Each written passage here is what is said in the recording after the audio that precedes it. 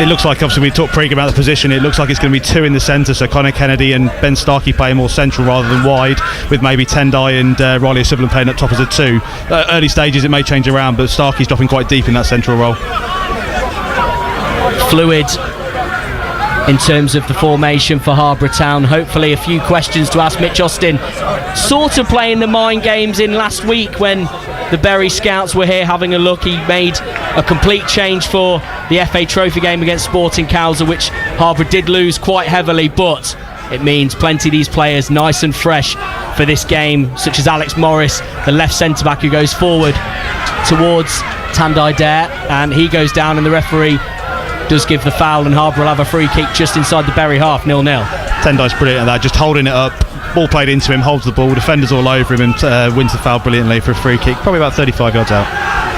Yeah, just to the side of the centre circle, and Harborough Town putting their big men forward. They've got plenty of them. Morris, Malone, Williams all up from the back. In fact, Williams is holding, but some big men for Harborough. It's played into the box towards a Harborough man. It's up, and Tendai Dare gets his head on it, but Bury are able to clear. Only half clear. It's out to the number 10. And it's a great save in the end. It was a volley for Harborough towards the goal, but saved well by Allen in the Bury goal. They can't clear though, and it's all Harborough at the moment.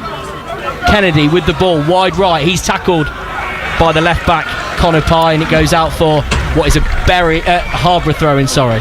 We talked about it pre-game about maybe the aerial threat from set pieces, and you've seen it there. Harborough winning the ball from the set piece. It drops to Riley on the edge of the box. Great left-footed shot, kind of looped, wasn't very powerful, but tested the keeper down low to his left. Malone brings it down in his own half, calmly going back to Elliot Taylor in the Harborough goal. He goes long towards Dare, who already making himself known up front. You spoke, Andy, before the game. In fact, I'll ask you about this in just a sec, as Harborough look to attack down the left-hand side. Ben Starkey's got himself into a decent position. Is he tackled well by the right-back Gooden? Yes, according to the referee, and Bury will look to come away here. You spoke about that aerial threat. You've got Tendai Dare up top. You've got Morris and Malone, both big men at the back looking to get up. Is that going to be a target for Harborough, do you think, the set pieces? The set piece has always been a strength for the Bees, and it's always been an area we've done well. Paul Malone, when he joined at step 5, was scoring goals for fun from headers from corners. It was almost routine. So it's an area that they'll definitely be looking at. I think, as we discussed pre-game, looking at the Bury, going up and watching the Bury games, it'd be something they've seen maybe as a weakness, but definitely in that first couple of minutes you've seen the ability to win the headers and create the chances. The other interesting thing that I spotted is Bury were leaving no one up from that corner, so they had the corner, everybody was back, they weren't leaving any players at the top. So does it suggest they're going to sit back a bit, they're not going to take the chances? But we'll see as the game progresses. Big threat for Harborough though, as Bury win the ball just inside the Harborough half. It's Chirera looking to go wide to the danger man Steppens, but it goes out for a Harborough throw in the left back position. Just approaching 4 minutes on the clock, 0-0. They haven't really strung any passes together, Bury. They've been struggling on the ball. It's all been the Bees so far, which is obviously pleasing to watch. But we'll see when this game settles down, they find their way into this game, then we'll see how they get on. Good turn there by Riley O'Sullivan. Yeah, calm from Morris, who goes forward to O'Sullivan on the left wing. He looks to come inside. Is he fouled? He's pushed in the back. And yes, the referee points towards the Bury goal. It'll be a free kick for Harborough in a dangerous position, given what we've just been saying about the set pieces. Josh Walsh, I think, out there looking to whip this in the box. It looks pretty much level with the edge of the box, maybe give or take a couple of yards, but right out wide, and an opportunity for Harborough to get it into the box, 0-0. Josh Walsh, our set piece specialist here, he scores some brilliant free kicks when he's a bit closer, but see how this one comes into the box. Walsh, 2 arms in the air, whips it into the box. He goes, flashes it over, and Morris will get his head on it. And in fact, Williams is there, the captain. Has it been knocked in? No, it's not. It's a great save right on the line by the goalkeeper. It was Tendai Dare, I think, looking to knock it in from a couple of yards out. But Ben Williams looking the danger man. Couple of chances for Harborough, 0-0. Malone won that header down into the scramble of players. I think Williams got a touch. The keeper saves well from close range, and Tendai was stretching, just couldn't get there. It was so close to getting on the end of that, and it's out for a Harborough corner on this right hand side. Already showing their threat from set pieces, as Harborough will put this in. Outswinger, right footed, it goes low towards the edge of the box. Williams again with the opportunity, blocked, back out wide. Walsh, will he go back in? Left footed, he does, towards the goal, towards the back post. It's headed on by Malone, out again by the Bury man, and they will look to clear here, but it's all Harborough at the moment. Bury looking to slow things down, and in fact it's a clever free kick won by Steppens on that right hand side for Bury, just to calm things down, and they will take it from inside their own half. 5 minutes gone, 0-0. Really promising open there from the Bees. That's 2 or 3 set pieces. They're going to be a threat from those, and Bury just struggling to get into the game so far. Even then, they came out from the corner. They're looking for options, but no one was at the pitch. So all the pre-game suggesting that these were coming favourites. I think bookies said they were going to be the favourites. It's very much not the case here, and they are on the back foot as we go through the first 5 minutes. Bury have had to play from the very first round, which is the extra preliminary round, 2 rounds before you even get to the qualifiers in the FA Cup. Bury have played 5 games so far, all been away from home, and in fact we've got a little bit of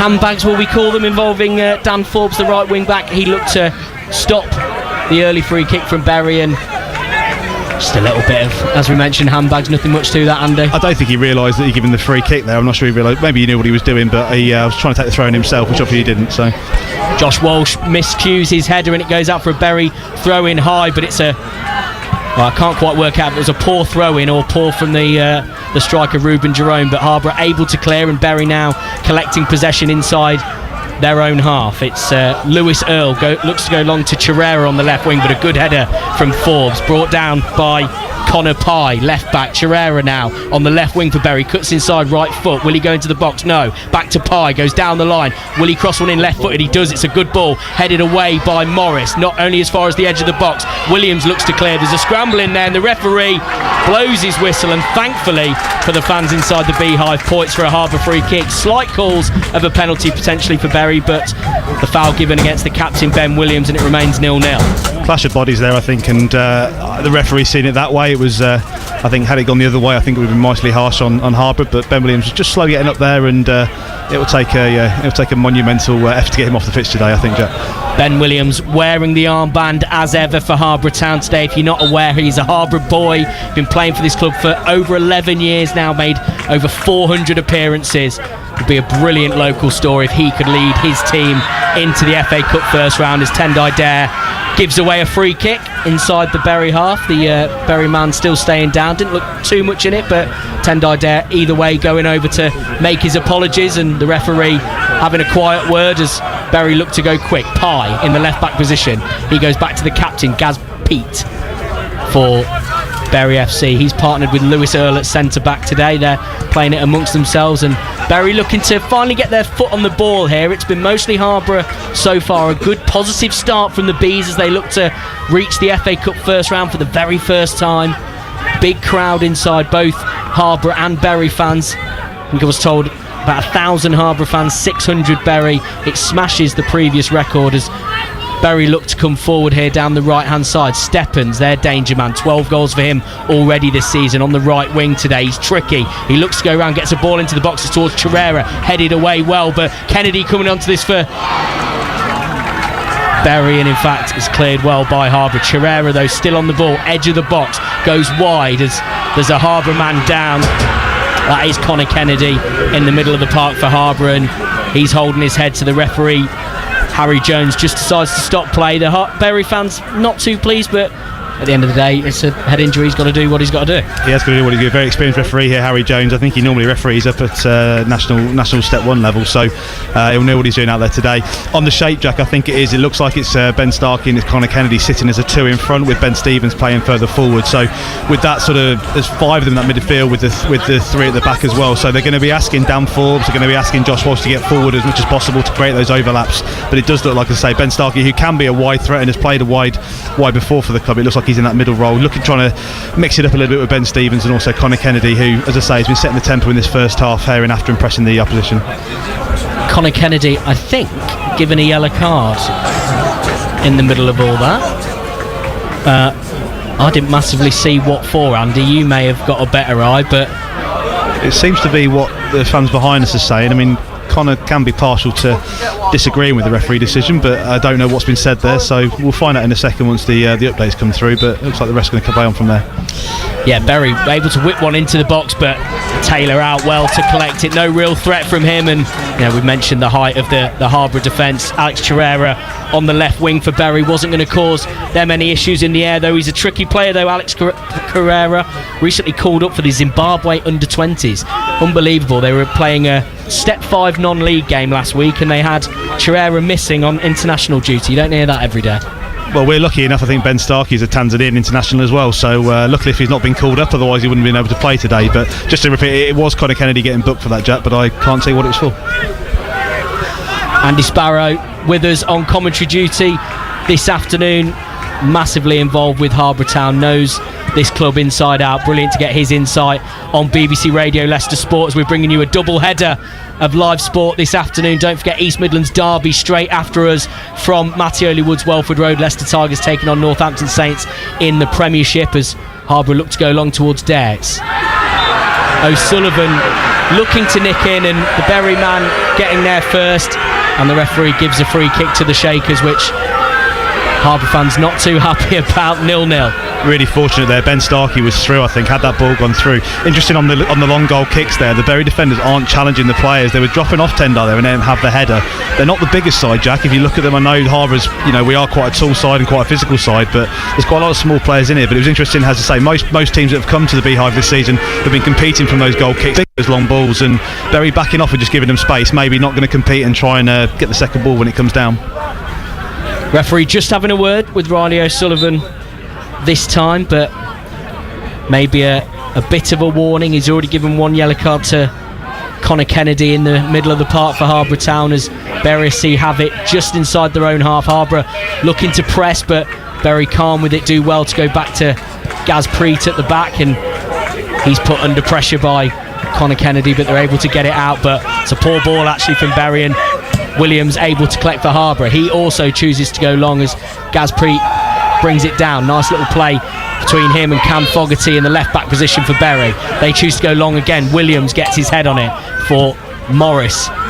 Chooses to go long, and that'll sort of go aimlessly towards the Berry defence.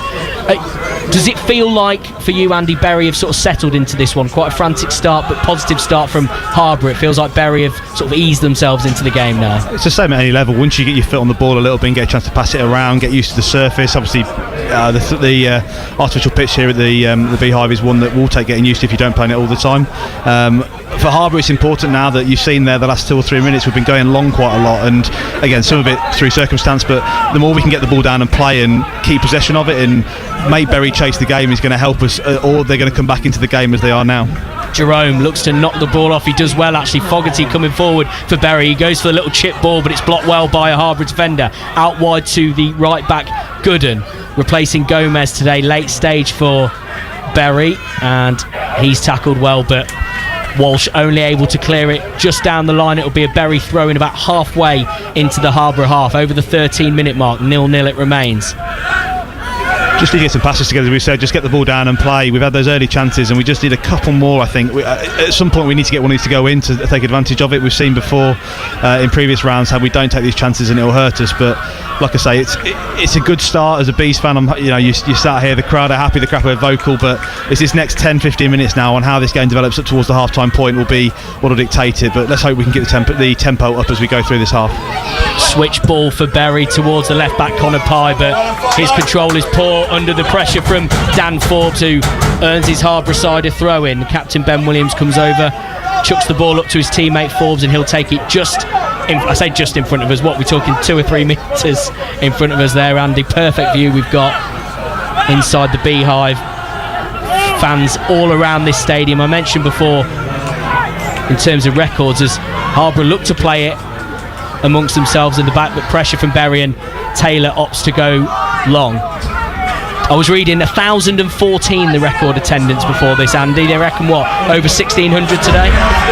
It is 1,600 today, and like I said, that was North Shields and the FA Vars previously, so a massive increased attendance today. Great tackle there by Ben Starkey in the middle of the pitch. Brilliant tackle from Starkey, comes in, slides. Chirera was making his way forward. Tricky player for Bury. He opts to have what you would call a frustrated effort on goal. He's had a couple of opportunities to get his legs going and run into some space, but brilliant tackle that was, as Andy mentioned, from Ben Starkey. And the next opportunity Torreira had, he decided to go for the first time shot, and it was poor and wide, and it'll be a Harborough goal kick. 15 minutes on the clock, 0-0. Came about there, I think it was Ben Stevens, just delayed on the ball too long, didn't get it out and got caught in possession. That's twice now it's happened, so the message from the side will most likely be, let's move it around, get it quick, and keep these Bury defenders on their toes. Tendai Dare once again going up for the header. It's lofted over the top well by Kennedy, and in fact pressure by O'Sullivan here on Earl, the defender. He got pretty much into the 6-yard box without the goalkeeper Mitch Allen coming to help him out. Brilliant pressure from O'Sullivan, but Bury able to clear, and a little bit of head tennis now inside the Bury half, and it's Steppens for the Shakers who are able to get it under control. Looks to go for a ball over the top, but it's defended well again by Harborough. Bit of a push in there, the rest let go. The ref's been quite consistent in the opening half, letting the players some fair challenges, and well, as we there we go, curse to the commentator there as he blows for a free kick to Bury. I mentioned the referee in my pre-match build-up. This is what you love about non-league. This is what you don't get when you're down at Leicester City or Leicester Tigers. We were in the bar beforehand having a cup of tea and sat talking to a lovely couple who mentioned that they'd come in from Matlock in Derbyshire, and you ask the question, okay, well, why are you here from Derbyshire to see either Harborough Town of Leicestershire or Bury FC of Greater Manchester? And they were the mum and dad of the referee, Harry Jones, telling us all about his career so far, usually refereeing in the National League, so decent level. Sure will be a name to keep an eye out for, making his way into the Football League and up the pyramid. I'm sure the Sky Sports pundits will be moaning about his decisions in the Premier League in just a few years' time. You're not missing anything, by the way. The referee just having a word with the Harborough man who gave away the free kick, and Bury taking it now quickly, but amongst themselves, playing it around at the back, taking their time. Earl, the centre back, playing it with Gooden, who's in at right back today. 17 minutes on the clock. It's Harborough Town 0, Bury 0. If you're just joining us, FA Cup 4th qualifying round action here on BBC Radio Leicester Sport. Harborough Town looking to reach the FA Cup first round for the very first time. Bury FC, of course, if you're hearing that name and thinking, they're a big club, aren't they? They were playing in the Football League in 2019 before being expelled because of financial issues. They're now looking to work their way back up, as some good work with Conor Kennedy in the middle of the park for Harborough, and they look to go forward here. Can Stevens get on the end of it?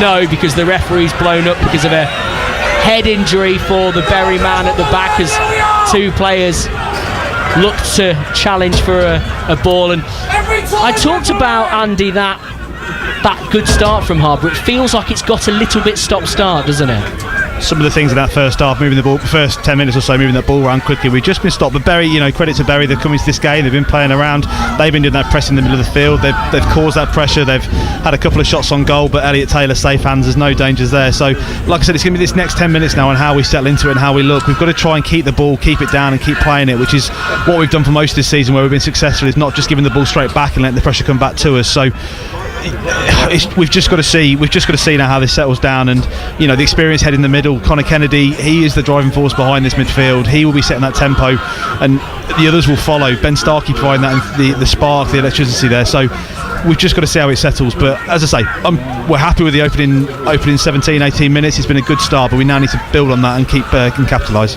Conor Kennedy, 27-year-old bricklayer in the week, vice captain here at Harborough Town, Leicester City academy product as well. There's a couple that have been released by Leicester City that play their football here at Harborough now. Josh Walsh, another one, I was going to call him a left wing back, but he's left wing back, left centre half. He can play in the middle of the park. He can pretty much play anywhere, Josh Walsh, can't he? I think his natural position has been centre midfield, and I think given a free choice he would have played there. I think he went to left back probably a season and a half ago to fill in while we didn't have a regular left back, and he did so well there. He's been there ever since. He's a right-footed player, but it just works. His surging runs from midfield, and he's such a technically gifted player that he can almost play anywhere on the pitch. But like I say, he is our left back, but he can also play in a couple of other positions over the pitch. Spoke to Josh Walsh in the week. Brilliant to speak to him, telling me how he's a financial broker, having been released by Leicester City. He was almost embarrassed to admit just how clever and brilliant he was at school. Decided after he was released by Leicester City at 16 that he would focus on his studies, and now, as I mentioned, financial broker. He's been at Harborough since he was 17, 7 seasons now, 215 times he's played for the Bees, scoring 27 goals, and as Andy mentioned, left wing back these days, as Elliot Taylor, not the best kick from him, and puts the Harborough defence under a bit of pressure, but Morris does really well to get it cleared, and Harborough just looking to calm things down a little bit. I don't know if the wind took that kick a little bit.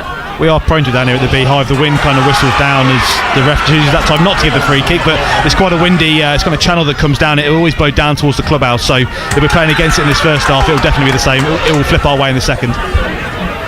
There you go, that's the insight you don't get from us, that you need to be in and around the club every week, know it inside out. Andy Sparrow, exactly that, as are plenty of people down here at Harborough Town, as they are across non-league clubs all over the county. He's got some brilliant local clubs here. How fantastic would it be to see one of them reach the FA Cup this year in Harborough Town, looking to do so for the very first time in their history. And in fact, today, reaching the 4th qualifying round, already the furthest they've reached. They beat Leamington in the previous round, as Bury FC themselves looking to make some more history in the FA Cup. They go long from the goalkeeper Mitch Allen, as Forbes slips, meaning Pye, the left back, can pick it up. Brilliant tackle though from Dan Forbes, as Bury retain possession though. It's Brian Lee with the ball. Chirera now, left wing, right on the edge of the pitch here, as Brian Lee looks to switch it over towards Ben Steppens. It's over his head, and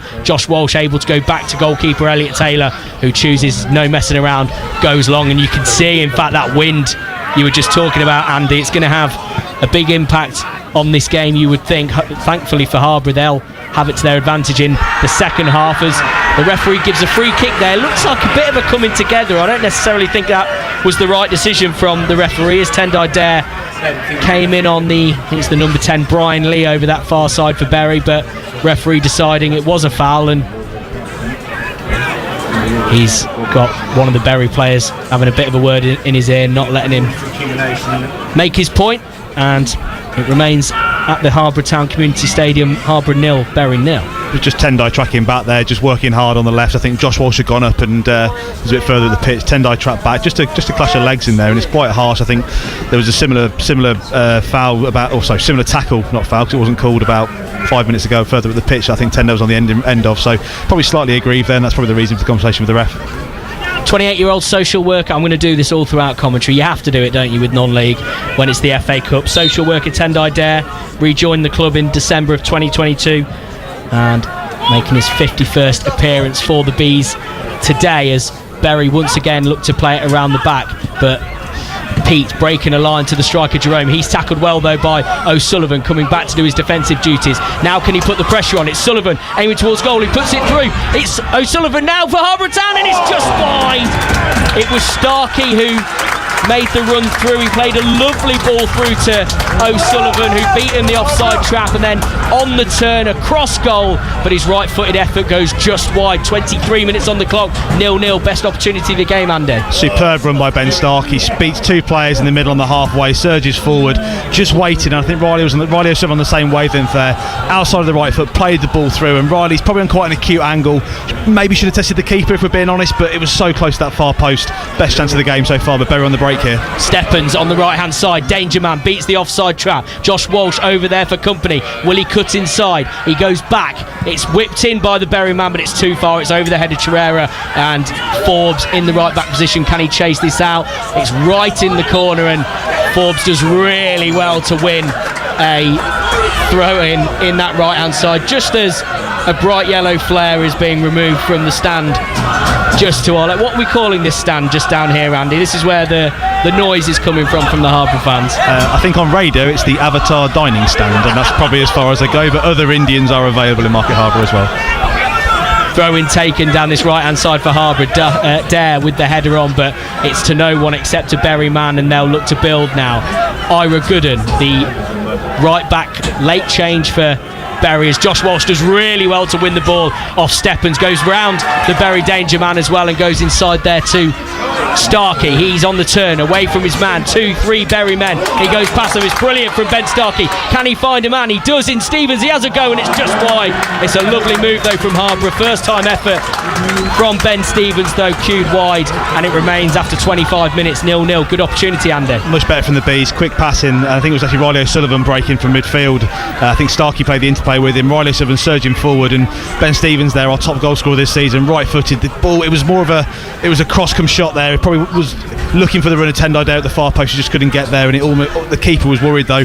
Went down, but luckily for him, didn't test him, and it's out for a goal kick. But two quick chances there in succession, and again we need to start converting one of these maybe to give ourselves the edge. I spoke earlier about Leicester City connections. Ben Stevens, another one. Leicester City Academy, and in fact, having played non-league for a few years, went and spent some time at Jamie Vardy's V9 Academy. It got him a contract with Macclesfield Town. Unfortunately, they went bust, and he's since played for Barwell just across the county, and now of course, as I mentioned, from this season playing his football for Harborough Town, as Andy pointed out, top scorer, 5 goals in 12 appearances. As Chirera on the end of a ball over the top here, he looked to be in an offside position, but thankfully in the end it didn't matter, as Elliot Taylor was out well from his goal. Chirera, as I mentioned, recently called up for the Zimbabwe under-20s, was off on international duty for Bury's last game and already looks like a threat for them.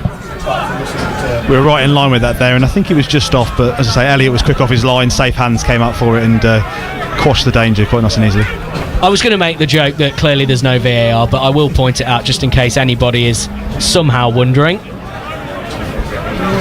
We rely on the actual people on the pitch to make the decisions, believe it or not. Down here at the Beehive, Harborough Town in FA Cup action against Bury FC, looking to reach the first round proper for the very first time. And I mentioned Bury's history in this competition. They've won it twice, back in 1900 and 1903. Of course, when they were expelled from the Football League in 2019, they were a League One club, currently playing their football in the 9th tier of English football up in the northwest. And it's a remarkable run that they've had in the FA Cup. All games away from home. They've had to play 5 games just to get to this stage, playing in the extra preliminary round,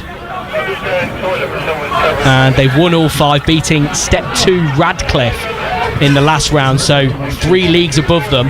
And they look to come forward here, but some nice defending from Harborough Town, and they're able to go back to their goalkeeper Elliot Taylor. It remains 0-0. I had someone weird when we were looking pre-game and also when the draw was made. I think they're only about 5th in the table, and I think someone mentioned it, but the reason why they're 5th in the table, they've done so well in the cup competitions that they've not played as many games. I think they've got 6 games in hand over the top, so should they win all those, they're probably about 5 or 6 points clear. So yeah, on a great run of form, and definitely today they've come out strong. Like I said, they've just settled into the game now, but Harborough are on top in this last 5-10 minutes, and Mitch Austin will be keen for the Bees just to try and grab a goal here to take the lead into the break. How crucial do you think that could be to get that goal, particularly when it is, so much riding on this game? How key to get the first goal and really put the pressure onto Bury? It's a balance really, because you don't want to you get the early goal, and we'll just keep an eye on this as the ball's down the Harborough end of the pitch, but well played by Paul Malone there, and it comes away with it. So you go ahead early sometimes, and it forces you to sit back unnaturally. You might sort of try and protect the lead, whereas as the longer the game goes on, obviously you'll keep attacking. I think for the Bees, I prefer the goal. I think the longer the game goes on, it's only natural for the players to feel nerves. If it is 0-0 going in, a quick counter-attack, anything could change that game. So while we've got this possession and these chances, it's definitely, we'd love to see the ball in the net. But again, I think Mitch will be happy with this first 25 minutes that have gone. And the Bees again coming forward now with Josh Walsh. Yeah, some proper decent defending from Paul Malone before. Hard but fair, winning the ball as Harborough do look to come forward here. It's Dare on the right hand side, back to Forbes. He whips a ball in, but it's headed away by the Bury man.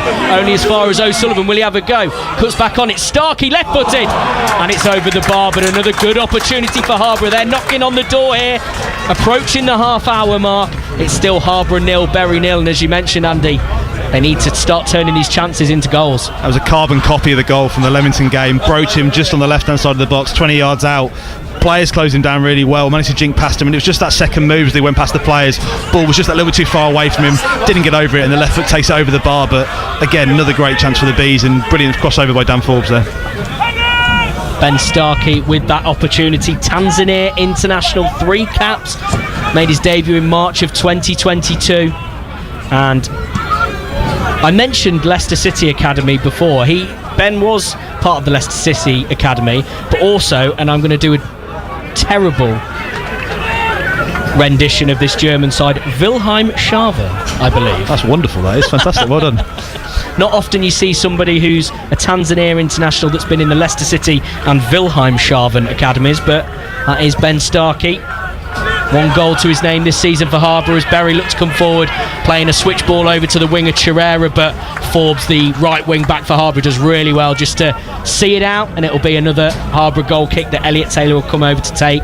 Half an hour gone, 0-0. Seems like a good feel for half time there, I think, Jack. Some German academy names, if we can dig them out as we go on. So it's Elliot Taylor in goal. It will be left footed, a nice big clearance up here. The wind is still blowing. It's still quite breezy down here at the Beehive, and it will have an effect. I'm hoping, again, you try and avoid it, trying to just keep playing long because it'll be there again. But yeah, we'll see how it goes. But Elliot Taylor's going to clear long upfield. This one, thankfully, not too affected by the wind as Forbes gets his head on it, but it drops to a Berry man, and Kennedy looking to clear long there. In fact, it does stay in again because of the wind, and Dare can get on the end of this. He's in the right wing position. Will the referee give a free kick? No, as he's put under pressure by the defender Pete, and Berry now coming long, but Ben Williams does really well to win the ball off number 10 Brian Lee, and unfortunately the ball ricochets off Williams and out for a Berry throw-in. But what are you saying, Andy? Does that look like it could have been a foul on Dare? I think it's a carbon copy. I think Tendai's aggrieved there, and it's no different to the fouls that have been on the far side, the ones where the ref had the word with him. So got to be stronger because the players got in there, not got the ball, but the ref's letting some things go. You'll know Tendai better than us. Is he the sort of player that might start to get frustrated, or is he someone that likes to be rolled up a little bit, almost better when he's wound up? Genuinely, Tendai's one of the nicest people in non-league football.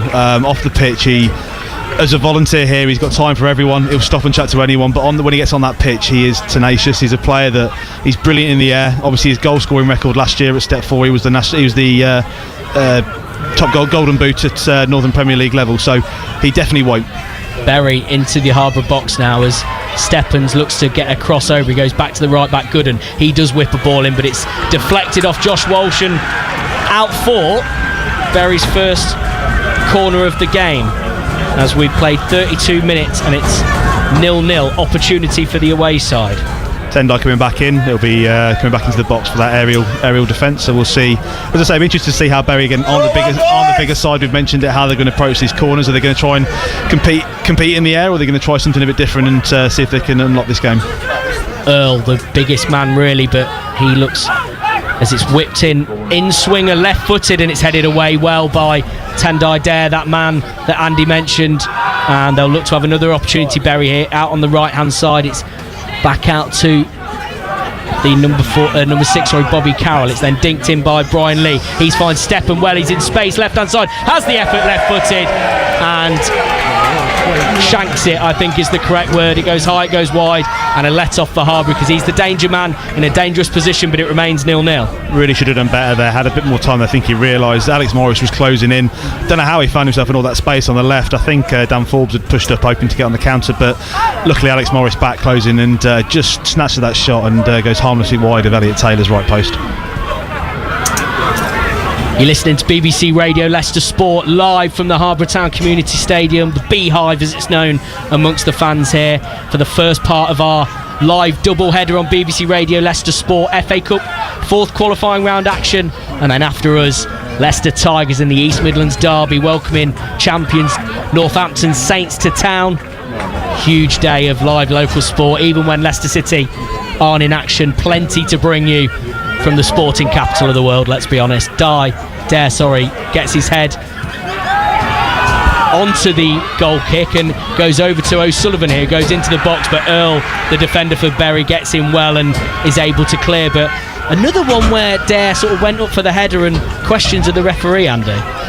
I'm sure Berry have watched us in previous games or have seen some footage and will know about Tendai. He's got a really non-league pedigree that people will know about, and it does look like they're targeting him in that way. He's not getting any space when he's going up, and again lent on the back, and the referee doesn't call the foul there. It's interesting seeing that battle between Dare and Pete, who's the captain for Berry FC. He's a left back by trade, can play centre-back though, Peters.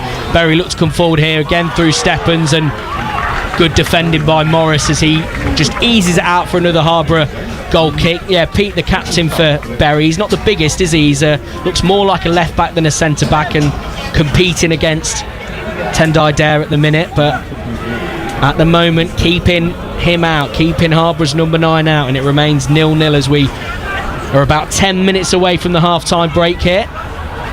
And Elliot Taylor, ever present for Harborough this season, will go long once again with his goal kick. He does, over the halfway line, and Dare once again challenging for the header. He does well as Stevens looks to play a ball over the top. O'Sullivan was chasing onto it, but Mitch Allen in the Berry goal able to come out and collect well. But once again, Andy Sparrow, we're seeing the threat that Tendai Dare has in the air. He's got such a brilliant leap on him. He's just, that first step he takes, he's above the defender, and Harborough got the ball back here in a dangerous position. It's Riley O'Sullivan. They have. O'Sullivan won it well because of a bad touch from the left back Connor Pye, but he's then dispossessed himself, and that long ball over the top easily collected by Elliot Taylor in the Harborough goal, and he decides to go early to Alex Morris. He, though, under a bit of pressure, plays a loose ball, but thankfully Berry do the same, and Harborough look to come forward here. Long ball over the top from Connor Kennedy. I don't know whether he'd seen the keeper off his line or the run from Tendai Dare, but in the end it was easy for Mitch Allen to collect, and Berry now will be the ones to come out with the ball in the left back position. Connor Pye back to Gaz Pete. He then goes back in turn to Mitch Allen once again in the goal, and he chooses to go long towards Steppens, the danger man on the right wing for Berry. He plays a nice pass to Gooden, the right back, on the overlap. He then drops it off to Brian Lee, number 10, bright orange boots, inside to Steppens. Nice little flick from Gooden out to Brian Lee once again. It's all happening on the right hand side of the Harborough penalty area. Whipped cross from Gooden, but it's poor, and Morris able to clear only as far as Lee once again for Berry. He's then put under pressure, as is the two men in midfield of Fogarty and Bobby Carroll, and Harborough just looking to put a bit of pressure on Berry now as they play it along their own back line. Connor Pye to Chirera, left wing, goes inside, outside, step overs. He's a tricky customer as Chirera on the left wing for Berry. Chooses to go inside to Bobby Carroll, now to Brian Lee, just dropping back from that number 10 position. Out once again to Gooden on the right hand side. Down the wing once again to Brian Lee. Nice little play this from Berry, probably their best period of possession in the game, as Brian Lee has it on the right hand side. Back to Gooden. Will he look for a cross into the box? He does. It's low, it's poor, and Paul Malone will get it away. But once again Berry come forward. They look to switch it to Connor Pye. He's able to bring it down, plenty of space on the left hand side for him, halfway into the Harborough half, inside to Carroll. He then goes back once again to Pete and Earl in the centre-back positions. It's good possession from Berry, but it's a stern defence from Harborough Town, not letting them create anything too dangerous at the moment. Been marshalled by Paul Malone at the back there, all that experience, just organising, shouting, talking. He's got Ben Williams and Alex Morris either side of him, and just keeping it stunned. But here comes a tap from Berry. Connor Pye inside left back, goes into Brian Lee, but his pass is intercepted well by Josh Walsh. Can only direct it back to the Berry centre half, Lee Earl, and then he's down the right hand side once again to Steppens. He's the danger man. Morris over well though to clear it out for a Berry throw in, level you would say with the 6-yard box, in a good attacking position for Berry, and it remains 0-0. 38 minutes on the clock now. Just need to get our foot back on the ball here, Harborough. Just need to get the ball down and get it off. And Berry have played really well. They recycle the ball back, and just seems as if Harborough, we're getting into the latter stage of this first half now. Maybe not saving legs, but just seem not as keen to chase that ball at the back, let them have it. And great play by Ben Starkey there, intercepting the ball. Yeah, intercepting the throw in really well, able to clear the ball upfield, but Berry collect it once again. Carroll onto Chirera, who switched over to the right wing. He's tackled well again by Walsh. So will the referee give a free kick? No, as Steppens now has the ball. He's the danger man for Berry. Chooses to come over to this left hand side. Pye's going to have a go here. He shoots. It's a decent effort, but it's a couple of yards wide in the end, and it remains 0-0. But Harborough will be happy, won't they, to restrict Berry to long range shots like that, Andy? I think so. I say Elliott's a great shot stopper there, and if they're going to shoot from there all day, then we'll take our chances from that point. But we just said it in the previous, but we just need to get a foot back on the ball here and just try and what we did in sort of the middle part of the game with those 2 quick chances. And you asked me, will we regret those chances? I think you look back now, had this been 1-0 at this stage, I think we'd be going in a bit more comfortable. But look, it's still been a good half from the Bees, and I think Mitch will be happy with how we're looking. Probably just needs a bit more clinical. We're not getting the rub of the green with some of the decisions, but in the fairness, the ref is being quite consistent both ways. So look, as we go into the final 5, it's the most important thing now is not to concede. I think don't concede a goal. Let's keep it going, get back in at half time and regroup and come back out again. Elliot Taylor,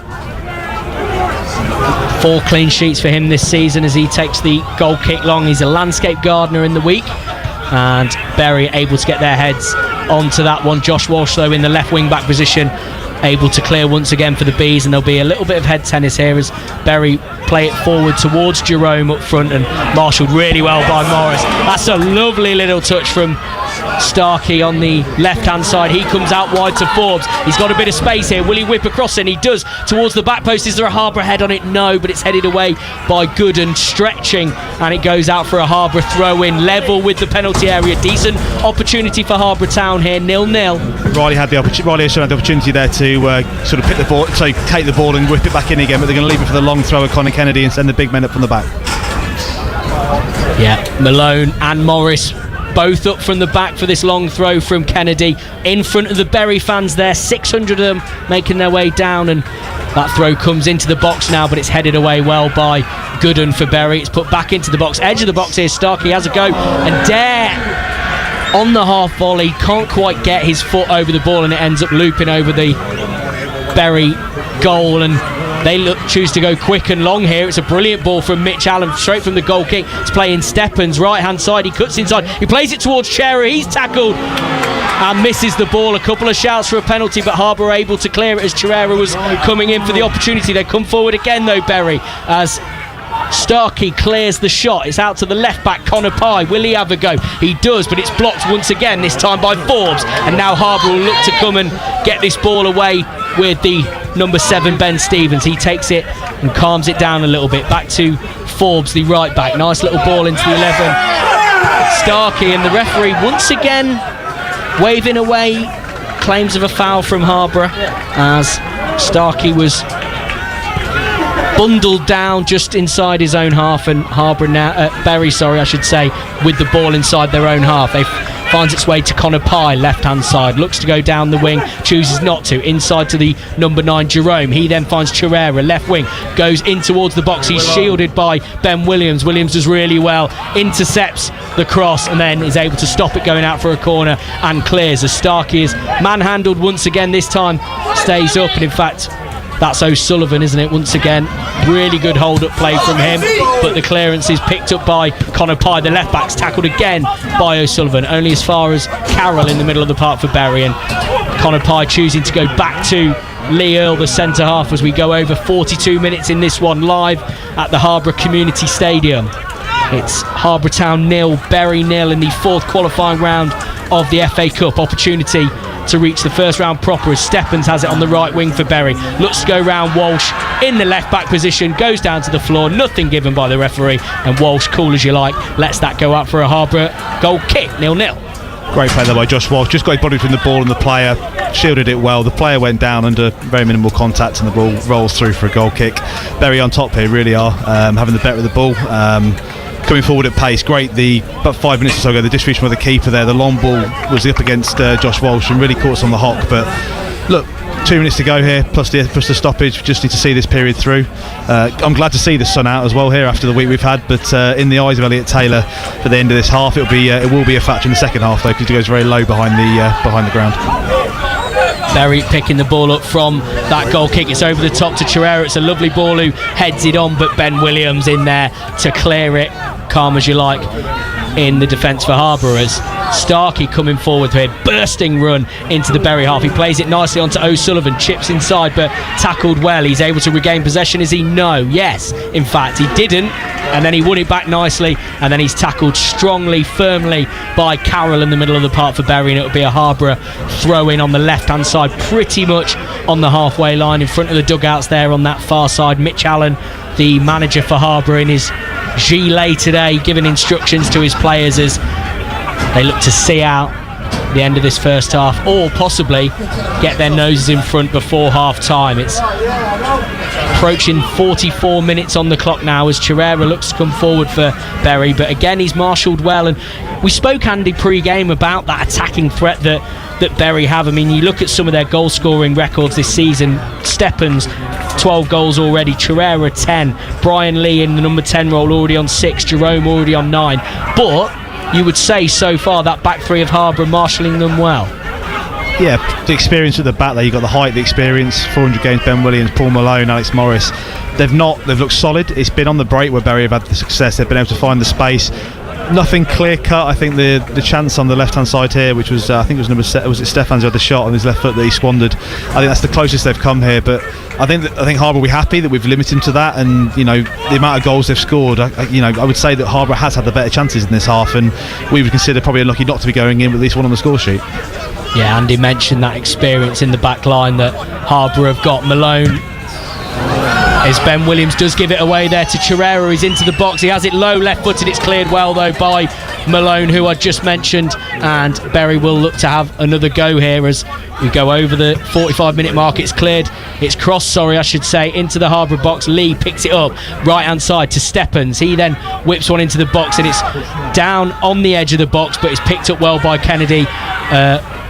Stevens, who, calm as you like, makes his way to the edge of the box and looks to clear. Forbes now picks it up once again in his right back position and again looks to clear, as Harborough just need to see out these last few minutes of the first half here. I don't know if Andy saw how many minutes were added on, as Elliot Taylor, what looked like a pretty simple shot in his direction from Brian Lee, just palms it down. Jerome, I think it was 4 minutes of added time there, I think he's added on, so a few stoppages in that, but I can't see where he's got 4 from, but never in doubt there from Elliot Taylor, just playing with us as commentators to give us a bit of a heart rate rise. Yeah, patted it down. Ruben Jerome, brother of Cameron, by the way, wearing the number 9 shirt for Bury today, was lurking as Ben Starkey does give away a free kick in the Bury half, and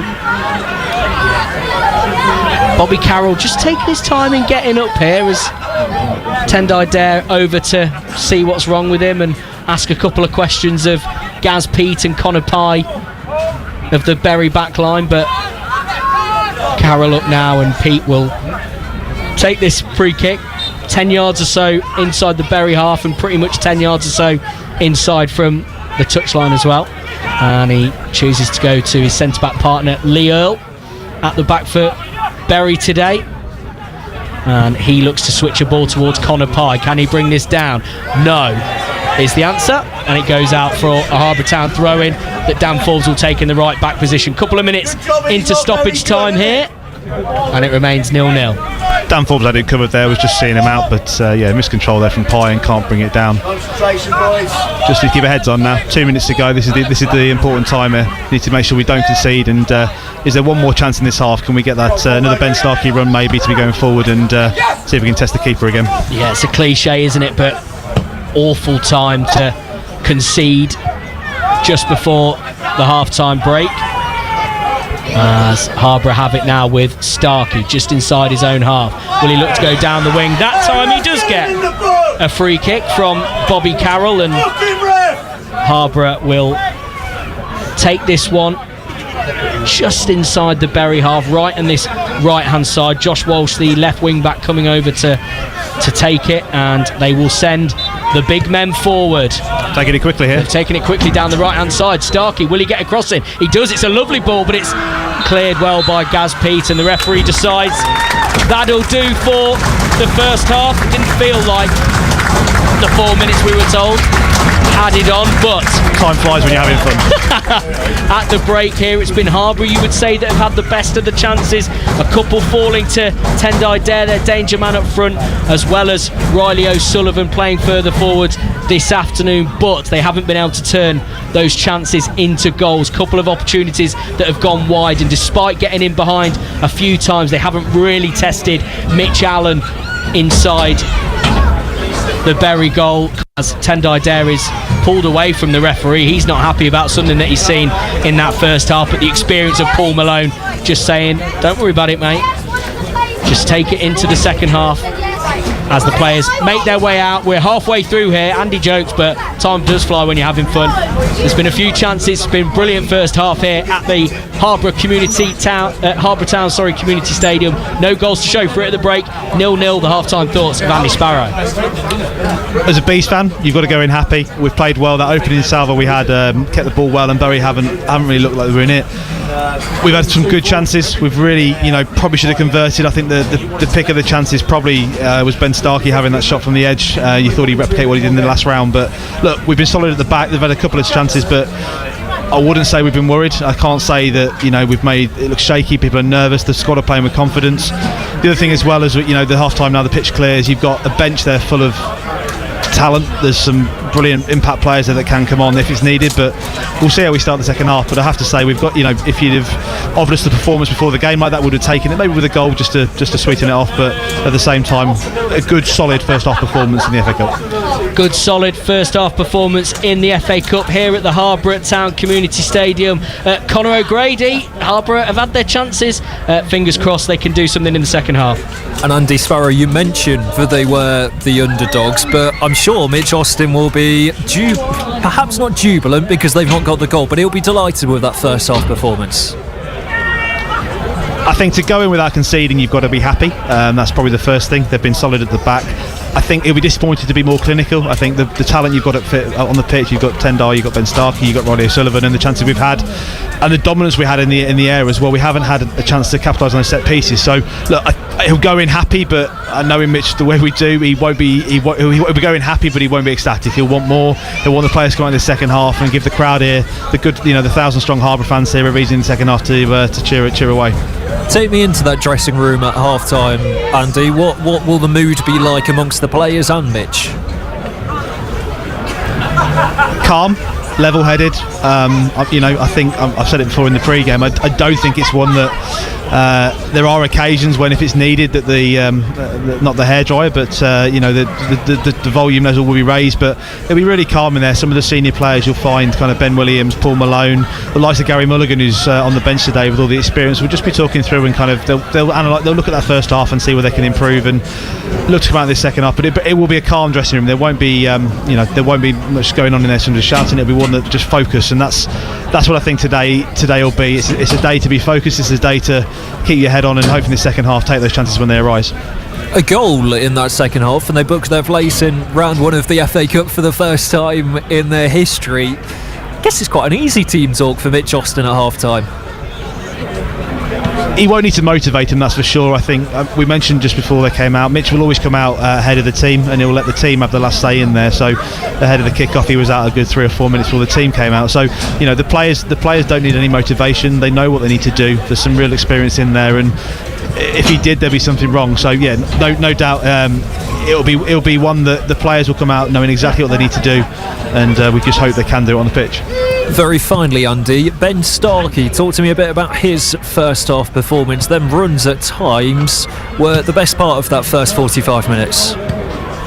Probably has been the standout player for us, and ever since he signed, I think it was in last month, he's been brilliant.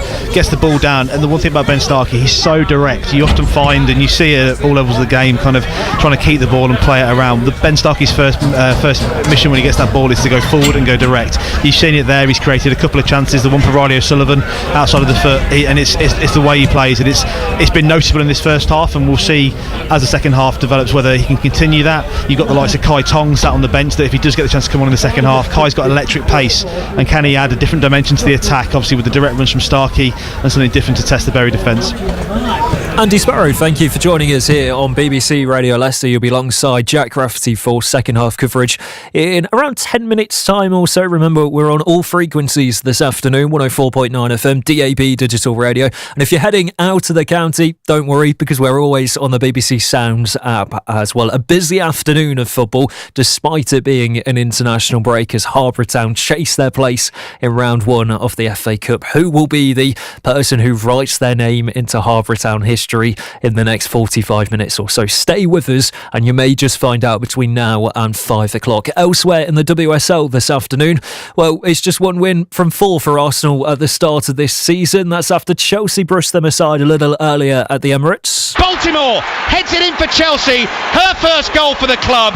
Brilliantly worked by Chelsea down the right-hand side, but Baltimore all alone at the far post. Lauren James picks her out, and Arsenal in trouble at home in a really important game for them and their manager. So it finished Chelsea 2, Arsenal 1 in front of a healthy crowd in North London. Chelsea's 100% winning record at the start of this WSL season continues. Arsenal's dismal start to the start of the WSL season continues as well. We have to wait until tomorrow to watch Leicester City in action. They make the trip across the M6 to take on Aston Villa at Villa Park, still searching for their first win in the WSL this season. Here's their manager, Amandine Mikel. It would be nice for the mental aspects to win a game at some point. I think it would help them and free them and get them more confidence. I don't aim a particular game or a particular moment. As I said, I will count the points on the last game. Hopefully we'll have more than one. And of course, we'll have live updates throughout tomorrow afternoon on our X page, or Twitter page as it was formerly known, at BBC RL Sport on social media. That's where you can find us and you can hear from Mikel post-match. Zoe McGrady will be at Villa Park for us. All what you need to do is download the When You're Smiling podcast. That'll be available just after 5 o'clock tomorrow afternoon. So a busy weekend of sport. Leicester City in action tomorrow, Harborough Town in action this afternoon, and the East Midlands derby between Leicester Tigers and Northampton Saints. Only a few hours to go until kick-off there. We'll gear up to that one in the next few moments or so here on BBC Radio Leicester. Conspiracy theories really can impact the way the world works. Disinformation. You think you're winning. There could be 1,000 deepfakes. Actually, you could upend democracy. But it's because of you we work 24/7. BBC News at midnight. The Prime Minister will host to verify the facts with digital tools and reporters on the ground. BBC News, Moscow, Lukoja, in the West Bank. So, no matter how quickly disinformation spreads, let's have trial by combat. We'll be ready. The fight for truth is on. Trust is earned. This is our BBC. It is indeed. A very good afternoon. Welcome to BBC Radio Leicester Sports, Saturday Sports for you on 104.9 FM and DAB Digital Radio. Half-time in Harborough, 0-0 between Harborough Town and Bury. Two-time winners, Bury, coming up against a side from Leicestershire as Mitch Austin's Harborough chase their place in round 1 of the FA Cup. It's part of a double header here on BBC Radio Leicester Sport this afternoon because at 5:30 we're going to be at Welford Road. Leicester Tigers face their nearest and dearest rivals, Northampton Saints. They're starting for a third game in the row after a layoff of 10 months. Is Anthony Watson. He's the England international, of course. He's featured for the British and Irish Lions, and he'll hope for a regular run in the side after regular injuries kept him out last campaign. And ahead of this one, Adam Whitty has been catching up with him. I mean, you have to take into account, I think it's a derby. I think that adds a lot to it in terms of, the expectation, the fans. I think you just got to be prepared to give a little bit more, potentially, 5-10%, whatever it is, wherever you can find it in a derby game, because of how much it means to fans, teammates, ex-players, stuff like that. I think that all adds to it. But, having experience, like you said, derbies, Bath, Gloucester, similar ones like that, I think that this one is probably the most intense rivalry, I'd say, in the Premiership in terms of, how much viewership and attention it gets. And I think you'd only really understand when you're inside, because, when I wasn't at this club and I'd look at the fixture, it was always, you thought it was a derby just based on proximity, which a lot of them are, but this one just seems to have a little bit more edge to it. And I think it just comes with the history and how good both sides have been, how kind of confrontational both teams are traditionally. I think that all adds to it. So I would say that this one is, from my experience anyway, seems like it's the most intense rivalry. How good to be back. We've had you for, this will be the third game now. How good to have returned? Yeah, it's been brilliant. It was a horrendous road, I'll be honest, 6-7 months. There was times in January, February. Couldn't sit down, couldn't stand up. I was in a lot of pain, and it was, it was the most frustrating rehab I'd done because of how debilitating it was. But I'm just happy to be back playing and feeling like I'm contributing to the team. That's the hardest thing about it, is just feeling like you're just there, you just exist, and you're just doing nothing to help. So being able to get out on the pitch and try and help the boys is what I've enjoyed the most, to be honest with you. And being in amongst a new team with a new coaching staff who have been brilliant, that's just given me that little boost to really enjoy being back playing. We spoke to Dan McKellar, I remember, it was when he was the head coach, about you, and he was sort of hinting that it was something you were having to do to sort of completely recondition, might be the word. Is that fair? Yeah, I mean, without going into too much detail, after Exeter last season, Exeter away, my Achilles was really sore in those first 2 games. And, I tried to do the smart thing, which was to stop playing to rehab my Achilles, because I didn't want to rupture the other side. So took the time out to do that, and then was building up to play La Rochelle, and then really badly irritated my back. There was just nothing we could do to settle it down. So I ended up having to have a surgery on my back. And then there was, some complications with that, and it just took a long time. And it took a lot of support, to be honest with you, from staff here who are amazing, and patience, which I'm not very good at. And, we were able to turn it around. But it was a long road, and it was frustrating. And like you said, it was a bigger piece than just a muscle injury or a tendon strain. It was more serious, I think, than was, and I appreciate that. I didn't want all my information going out to the wider public, because I think it's important for me to have that, I guess, a little bit of protection. But it was more serious than was widely understood.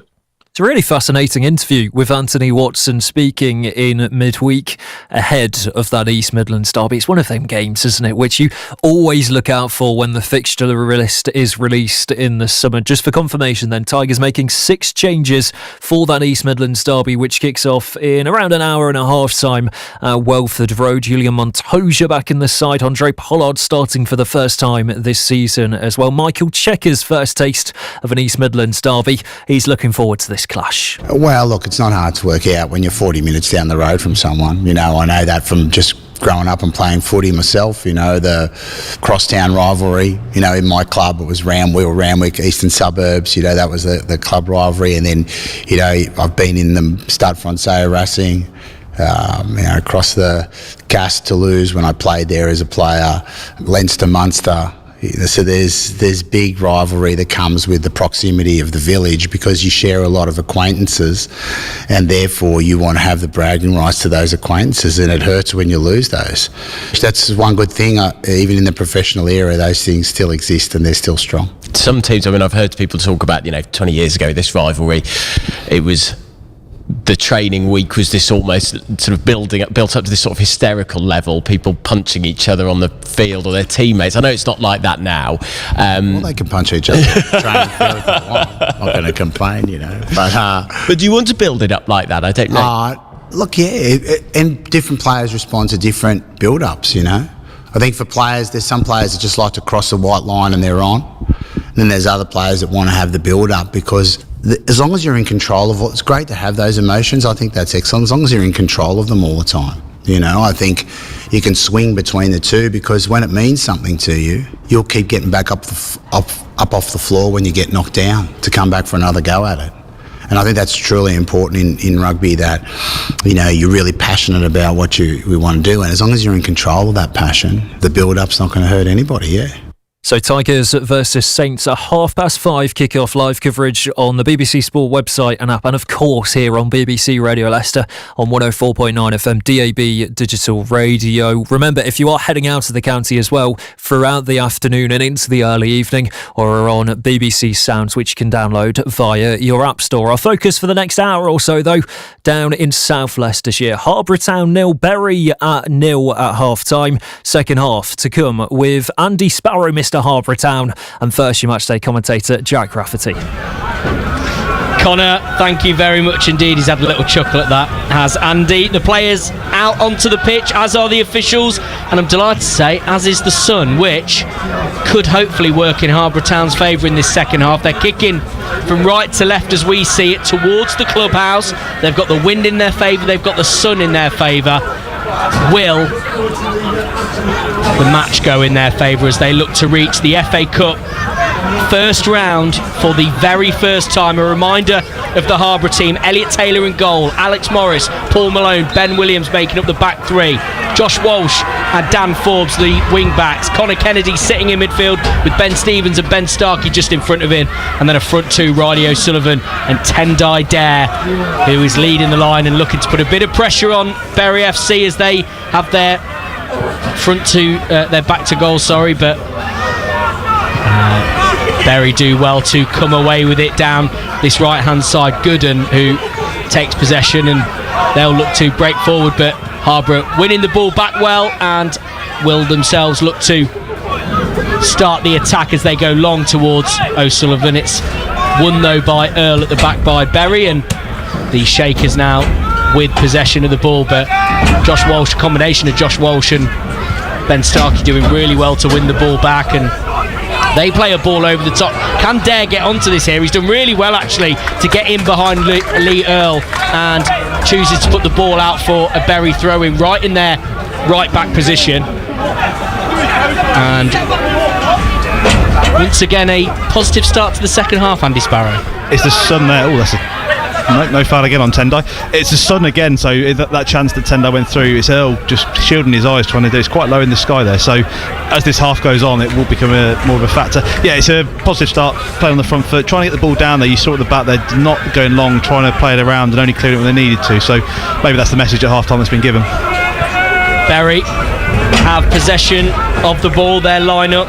Mitch Allen is the goalkeeper, a back four of Connor Pye, Gaz Pete, Lewis Earl and Ira Gooden, who was a late replacement in at right back for one of their danger men, Gomez. They've got a midfield pair of Bobby Carroll and Cam Fogarty, Alex Chirera on the left wing, Rustam Stephens, the danger man, 12 goals for him on the right wing, Brian Lee in at the number 10, and Ruben Jerome leading the line for Bury FC as a little bit of head tennis just inside the Bury half. It eventually ends with Pye taking the ball down well, and he finds Alex Chirera, the left winger, who switches the play nicely to Gooden in the right back position. He'll look to build play now, and he goes down the wing towards Stephens, but Alex Morris, the big centre half for Harborough Town, does really well, comes across and then wins the goal kick as well by deflecting the ball off Stephens and out behind Elliot Taylor's goal. He's going to have, I imagine, some fun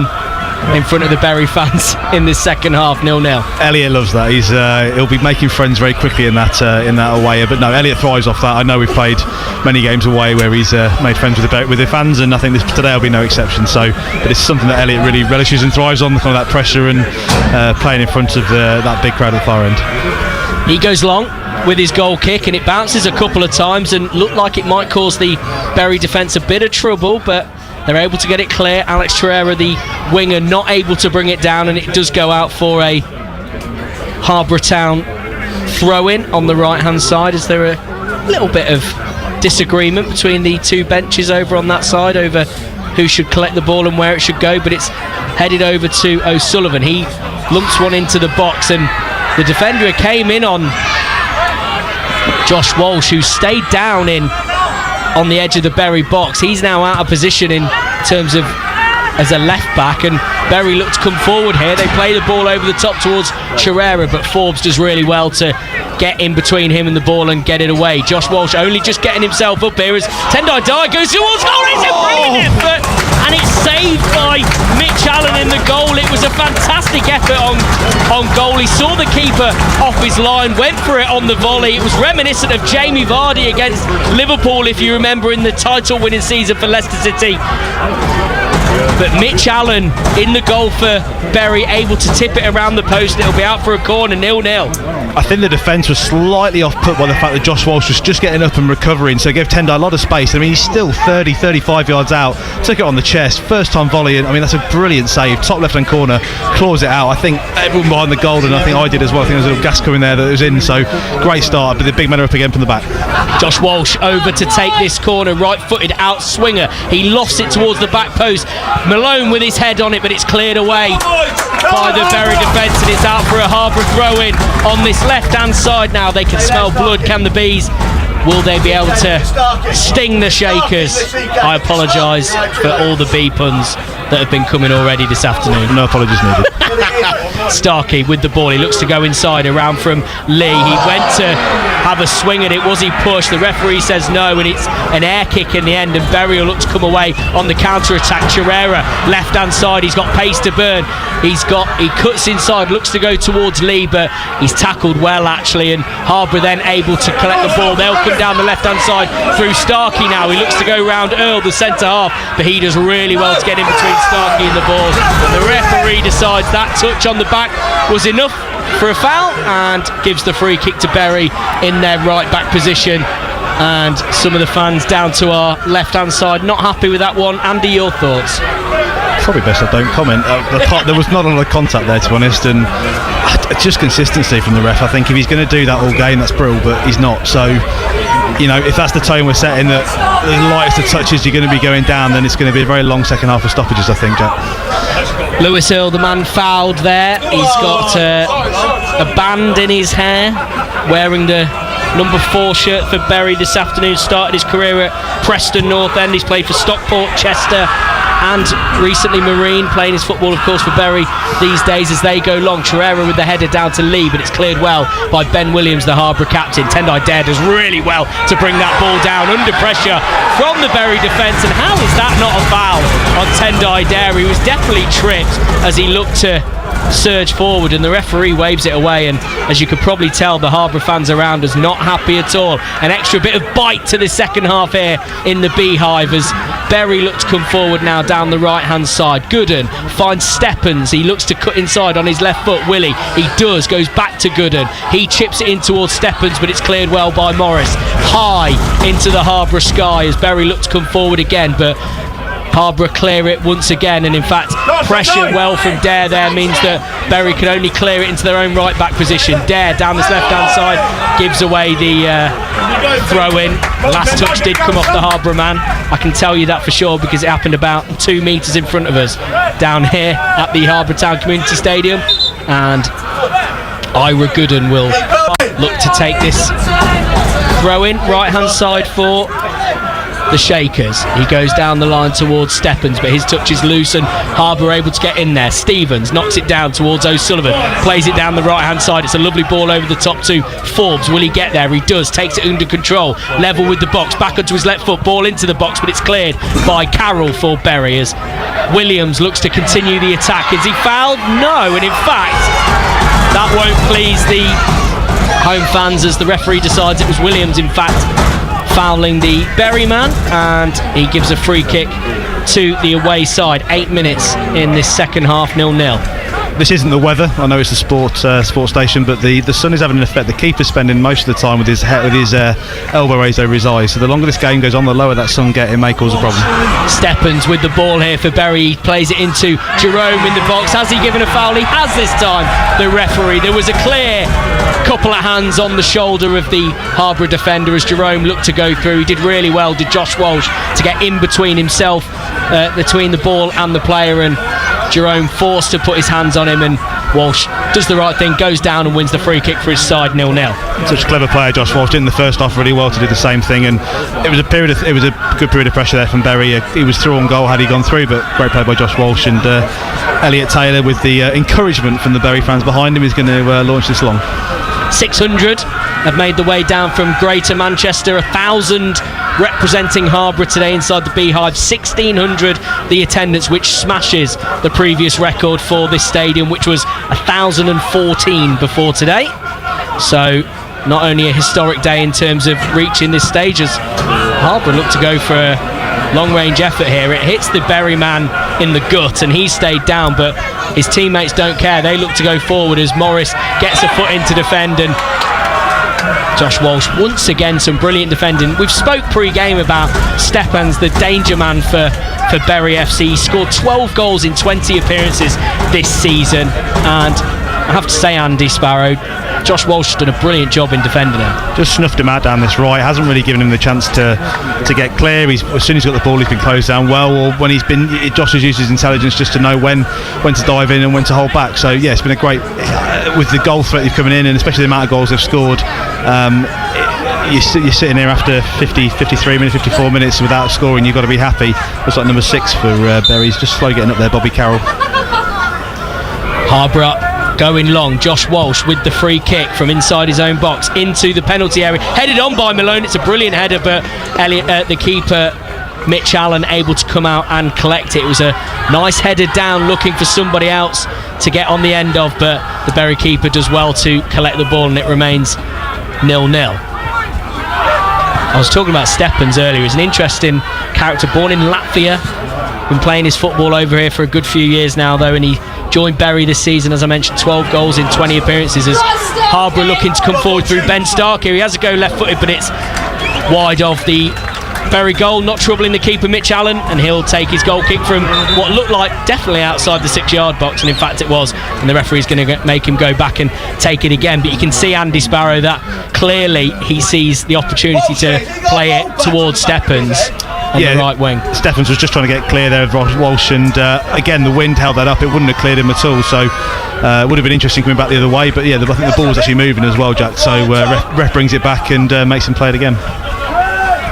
Fogarty for Bury as they look to play it out from the back here. Earl along to Gooden, the right back, plays a ball over to Jerome. He looks to chest it on, but I don't really know what the referee's given here, but it's a free kick to Harborough. I didn't see what for. Did you, Andy? I didn't know. I was watching Freddie Robinson on the far side, who seems to be sent out to warm up, and he's doing a bit more of a vigorous warm-up routine than would normally be if he was just sent out for a jog. So Freddie, obviously a tall, rangy centre midfielder, quite strong, good in the air again, so quite a tall player. Is Mitch going to try and exploit the aerial threat we've got? But yeah, it looks like Freddie is limbering up, ready to come on. Harborough lad, if he does come on, Freddie Robinson, as Taylor takes the free kick long towards the box. Malone again getting his head on it. It's down to O'Sullivan in the box. Starkey brings it down. Can Harborough get an opportunity? It's Riley O'Sullivan, left-footed, blocked inside the box by Earl, and they'll come forward again through Josh Walsh, left-hand side, goes down to the byline. Will he get a cross in? No, he's tackled well in the end by Stephens, and Bury will look to hoof this clear as Ben Williams heads it back into the danger zone. It's cleared once again by Bury as Ben Williams just has to do a bit of defending as Bury look to clear on the counter, but it's over the top. It's O'Sullivan, left-hand side. Can he bring it down? No, it's defended well once again, but he is causing that trouble, that physical impact that he has, that Andy told us about at half-time, really being proven there for Riley O'Sullivan for Harborough Town. It remains 0-0. Great bit of pressure here, 3 or 4 aerial chances in the box. Paul Malone on the end of every single header, nodding it down, and one of these has to come good for Harborough. Again, Tendai again doesn't get the foul. Tendai Dare dropping it off for Ben. A strong tackle from Brian Lee on Josh Walsh, but fair, says the referee, as Ben Williams looks to surge forward. His pass though intercepted. Can Bury get Harborough on the counter attack here? Jerome chooses to go back though. It's at the left back Pye. He'll play one over the top for Chirera to run onto, but thankfully the Harborough defence in position to head it clear, and it's out for a Bury throw-in. 0-0. Seems just the longer this game's going on, Bury is sitting a bit further back. They're defending in numbers whenever they get the chance to, leaving one man up top. It's not a side that look that they're going to throw much attacking intent unless something changes. Obviously Harborough with all the pressure as the game goes on, as we said. I think we mentioned it at half time when we were chatting off air, Jack, just saying that will Bury, as the game goes on, want this replay? Will they want to take it back to Gig Lane? Obviously a long way to go in the second half yet, but that'll be definitely in their minds as we get further through, as Ben Starkey's fouled in the centre midfield there. He is fouled. It was late from, I think, Bobby Carroll in the middle of the park, and Harborough will have a free kick on the halfway line. And you would think, if the rest of the game tells us, Josh Walsh will look to go long again here as they send up the big men, Morris and Malone. I mean, Malone already had a couple of decent headers in this second half, Andy. He's a bit of a man mountain, Molly is. He's just strong, physical, and the combination of the two of them together, they've gone short this time. They're going wide to Dan Forbes. They have gone wide to Dan Forbes, edge of the box. He cuts back inside. Is he fouled? Yes, says the referee. Trip from the winger Chirera on Dan Forbes as he Cruyff turned on the corner of the box, and Harborough have a real opportunity to whip this in. Free kick right on the corner of the box, just a couple of yards outside, and they've sent all their big men forward. Morris, Malone, Williams, Dare, all in there, all looking for an opportunity to get their head onto this and to give Harborough Town the lead in this FA Cup 4th round qualifying match. Harborough against Bury. Harborough looking to reach the FA Cup proper for the first time in their history. Will there be an opportunity here? As Josh Walsh over to take it. Leicester City Academy product, and now financial broker. Looks to whip it in, does Walsh. He does whip it in. It's towards Malone. He gets his head on it. He hits the post. Paul Malone hits the post from a header. He was under pressure from the Bury defender, and it comes back off the woodworkers. Bury look to get it away. Will Harborough have another opportunity? It's dinked in. There's Williams. He's got his foot. He's there, and it's saved by Allen, but the flag is up. Tendai Dare on the end of the Ben Williams header. Mitch Allen did really well to smother it, and in the end the offside flag goes up, but once again proof of where the threat is for Harborough Town from set pieces. It remains 0-0. Andy Sparrow. The original chance came from Paul Malone. They didn't make great contact. They've taken it short here, Bury, for the goal kick, which there's no pressure on, so we could probably go to talk. The original chance didn't make great connection, glanced it, just hit the outside of the post there, and it was the second chance that came back in. It was Ben Williams and Tendai just over the top, and it was I think they were just offside, but as I say, the keeper came out well there to collect the ball and nullify the threat. Paul Malone on the end of 3 free kicks in a row, showing his threat. I had a chat with him in the week as Harborough come forward again. Stevens inside to Riley O'Sullivan. Will he dink one over to Dare? He does, but it's cleared by Earl, the defender. And Harborough again looking to get onto it, but Bury able to hoof it clear, and Ben Williams, the captain, chooses to go back to his keeper, Elliot Taylor, to calm things down a little bit, but once again, Harborough in the ascendancy. Ruben Jerome, no support there when he got the ball. There was only him up there with no players around him, and they were going to lose the ball every single time. Forbes has it, right hand side, goes back to Kennedy, who whips it in towards Stevens. He brings it down on his chest, but it's a weak effort in the end, and it's collected easily by Mitch Allen, but a lovely move from Harborough. The ball whipped in by Connor Kennedy, the midfielder. Stevens chested it down well inside the box, but he couldn't get a real connection on the effort, and it's still 0-0. We've got to make one of these count. Just Ben Stevens, great control there, taking it down, and just didn't get the power behind the shot, and the keeper gathered there. Ben Williams wins a header as Bury look to clear, and once again they're finding now how the wind has an impact here at the Harborough Community Stadium. Dare heads it on. O'Sullivan with the ball now, cuts back inside. It's nice. He gets a little toe on the ball towards Dare, but it wasn't strong enough, and Bury able to clear. Steppens does well to bring it down. He looks for the pass through to Jerome, but he'd cleared it, and Harborough will come through now. Questions asked of the referee here. The defender Lewis Earl was under pressure from Riley O'Sullivan. He then looked to be tugged. O'Sullivan goes down, but the referee says no, it was in the penalty area. But Bury now with the threat. Steppens right hand side, whips it into the box. It's over the keeper's head and out towards the corner. Can Chirera keep it in? He does. Back to Brian Lee, number 10. Bright red boots for Bury FC. Looks to go back under pressure from the defence. Down the line to Connor Pye, the fullback. Does he keep it in? Yes, but his cross is cleared well by Ben Williams, and that'll go out for a Bury throw-in on the left-hand side. 10 or 15 yards into the Harborough half, and all of a sudden it's the Shakers who look like they might have a threat. 0-0. I think the Bury fans just woke up there. They've been very quiet in this second half, but they've gone down the other end. Cross was just over the head. I think it was just in that zone of indecision for Elliot Taylor, where it's just too far to come out, but luckily there was no one from Bury on the end of it at the far post, and Harborough able to clear it field. I don't know if there's going to be a couple of changes here. It looks like the away side are preparing to make a change, and either I've gone blind or his board wasn't switched on, because I couldn't see any numbers there. There we go. So it's number 11 Alex Chirera coming off for Bury and being replaced by number 16 Luis Alessandra.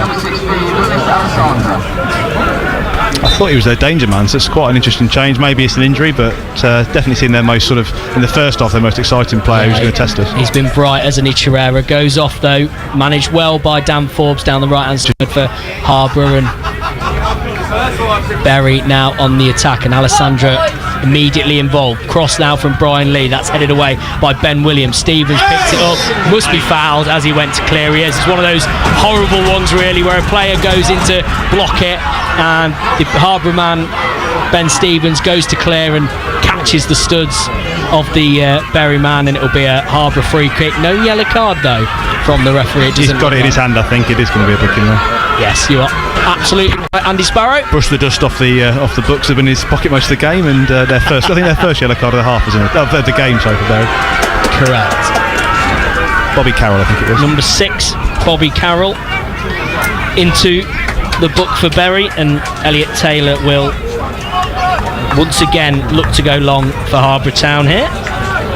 And once again, they've sent a couple of the big men forward. Will Paul Molly Malone get on the end of this one once again?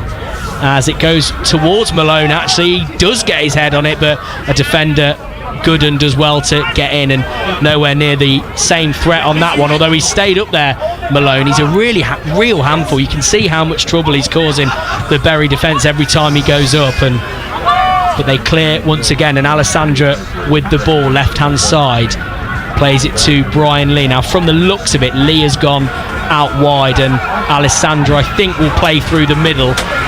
Typically a central player, striker, but he may well play in that number 10 role or go alongside Ruben Jerome up front for Berry in a 4-4-2. We'll see as Harborough go forward once again. Can Forbes get his head on the end of this? He does. It's into a danger zone, but the linesman's flag goes up against Dan Forbes, and that'll be a free kick to Berry. 21 minutes or so into this second half. We're, 3/4 of the way through the game. It remains 0-0.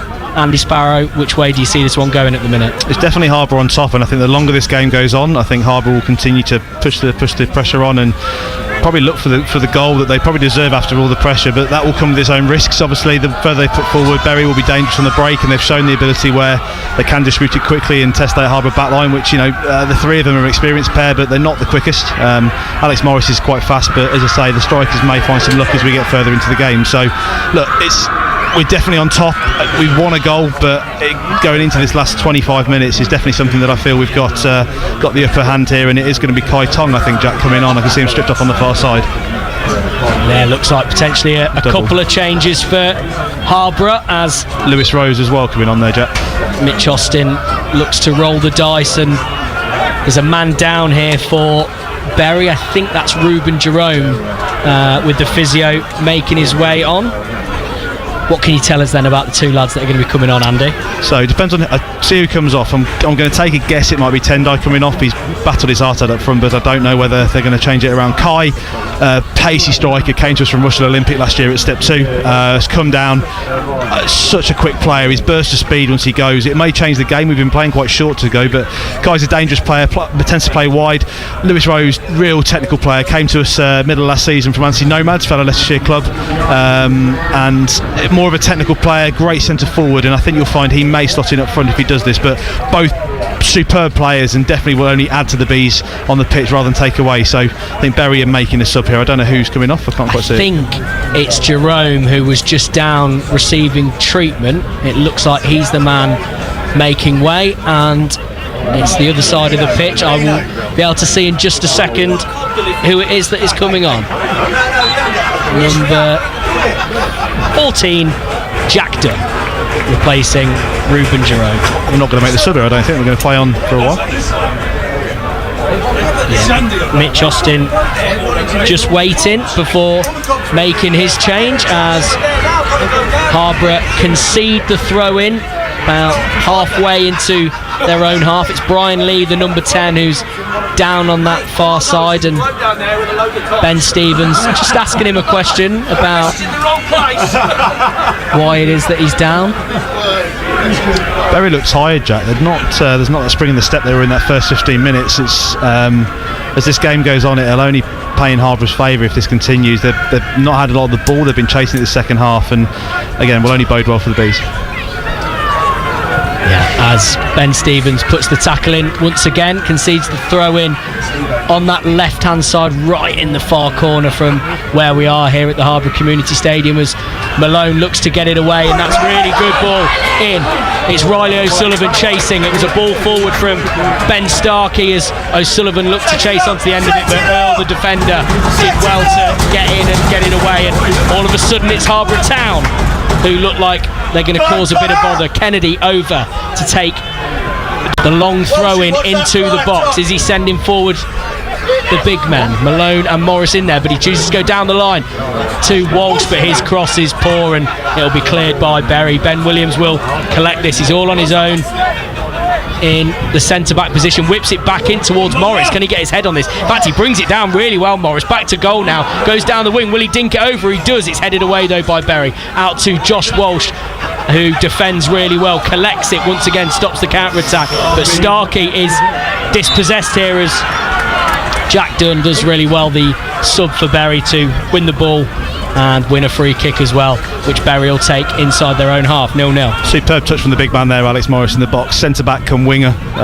in the second half. He brilliant touch to bring it down, but just dinked the ball over, just couldn't find a Harborough head on it. Some play down the right hand side from Berry. Steppens now, number 7 on his back, whips it in right footed. It's a good cross. Williams though gets his head on it, gets it away. It'll be picked up by Alessandra on the left hand side, inside to Brian Lee, the tricky number 10 for Berry FC. Into the box now, shoots left footed down low across the goal, and it just sneaks back past Elliot Taylor's left hand post, but that was a dangerous effort from Berry and a warning sign for Harborough. 0-0. This game's far from over, as I say, no power on it. Elliot Taylor must have been confident it was going wide, but didn't seem concerned. It's going to be Riley O'Sullivan coming off here, Jack, which is a slight surprise, but it's going to be Kai Tong to replace him. If you don't mind me keeping this for 2 seconds just while we make these changes. And it's going to be Tendai as well, replaced by Louis Rose. So going to take a bet. It's going to be Kai Tong probably starting on the left wing, maybe more of a left on the left side, and be Louis up front. But the pace of Kai will definitely be a threat in this rest of this game. The voice there of Andy Sparrow with us from Harborough Town this afternoon, giving us a real insight into these players, what makes them tick and how they be performing on the pitch. Don't forget, this is just the first part of our live double header on BBC Radio Leicester Sport. FA Cup action before Premiership Rugby as Harborough come forward here. Ben Stevens with a shot. He stood up nicely for him to have a go on the volley, but in the end it was right at the keeper, Mitch Allen, and he collects it nice and easily, and it remains 0-0. Louis Rose there coming on, first 2 touches, get the ball up his feet quickly, put in Ben Stevens, just sat up, and the keeper, maybe again the sun in his eyes could have been a problem, but safe hands, brings it in, and very clear. So Kai Tong on as the referee gives a free kick against the Berry man, and that was a high foot as Ben Williams went up for the header. And I think he might, I'm not saying it was a red card or anything, but I think he's lucky to not even get a talking to from the referee as Ben Williams gets up and doesn't make a meal of it. He could have done, potentially. I think the refs refed it in a very relaxed way, which is what, as long as it's consistent, which I think it has been for the back half of the second half. But it would take a lot to get Ben Williams off the pitch. Taylor takes his free kick into the box, and it was, I think, Kai Tong putting the pressure on Mitch Allen in the Berry goal. He didn't like that, as you mentioned. There's wind now, there's sun in his eyes, and Harborough really looking to take advantage of having the elements in their favour, but it remains 0-0 as we approach 15-16 minutes left of this one. It looks like that front 4 now, so it looks like they're sort of interchanging. You've got Ben Starkey, Ben Stevens, Kai Tong and Louis Rose playing in kind of a hybrid 4, swapping positions, and this is going to be really exciting for the rest of this game, because I imagine as a Berry defender it's going to be impossible to know who to mark because they're just swapping positions the whole time.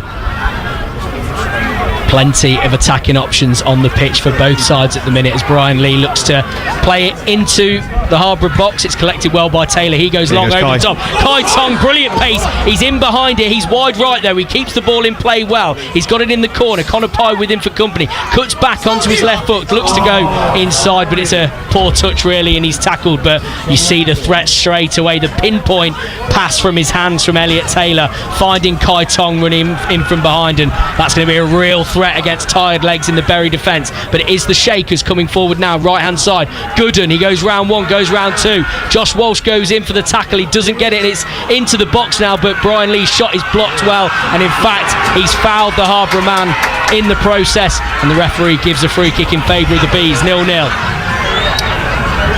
Probably a free kick though, so quite well deserved, and again nullify the threat. No shot on goal again, and Elliot Taylor's going to look to clear this long. You just saw in that pass passage to play, I think I've harped on about it, but Kai Tong with that pace is going to be a threat at the end of this game. The defenders didn't even realise where he was clear 10 yards out, and 10 yards ahead of the defenders. It was just too wide to bring it back in, and he was looking for the runner Ben Starkey, who was coming through the centre but just mistimed it and gave the ball away. Yeah, former Hinckley Quorn and Bedith man Kai Tong. He's probably, of all the day jobs I've been given, he's probably my favourite, listed as education sports coach, clothing brand owner and model. He gave us the descriptions as well.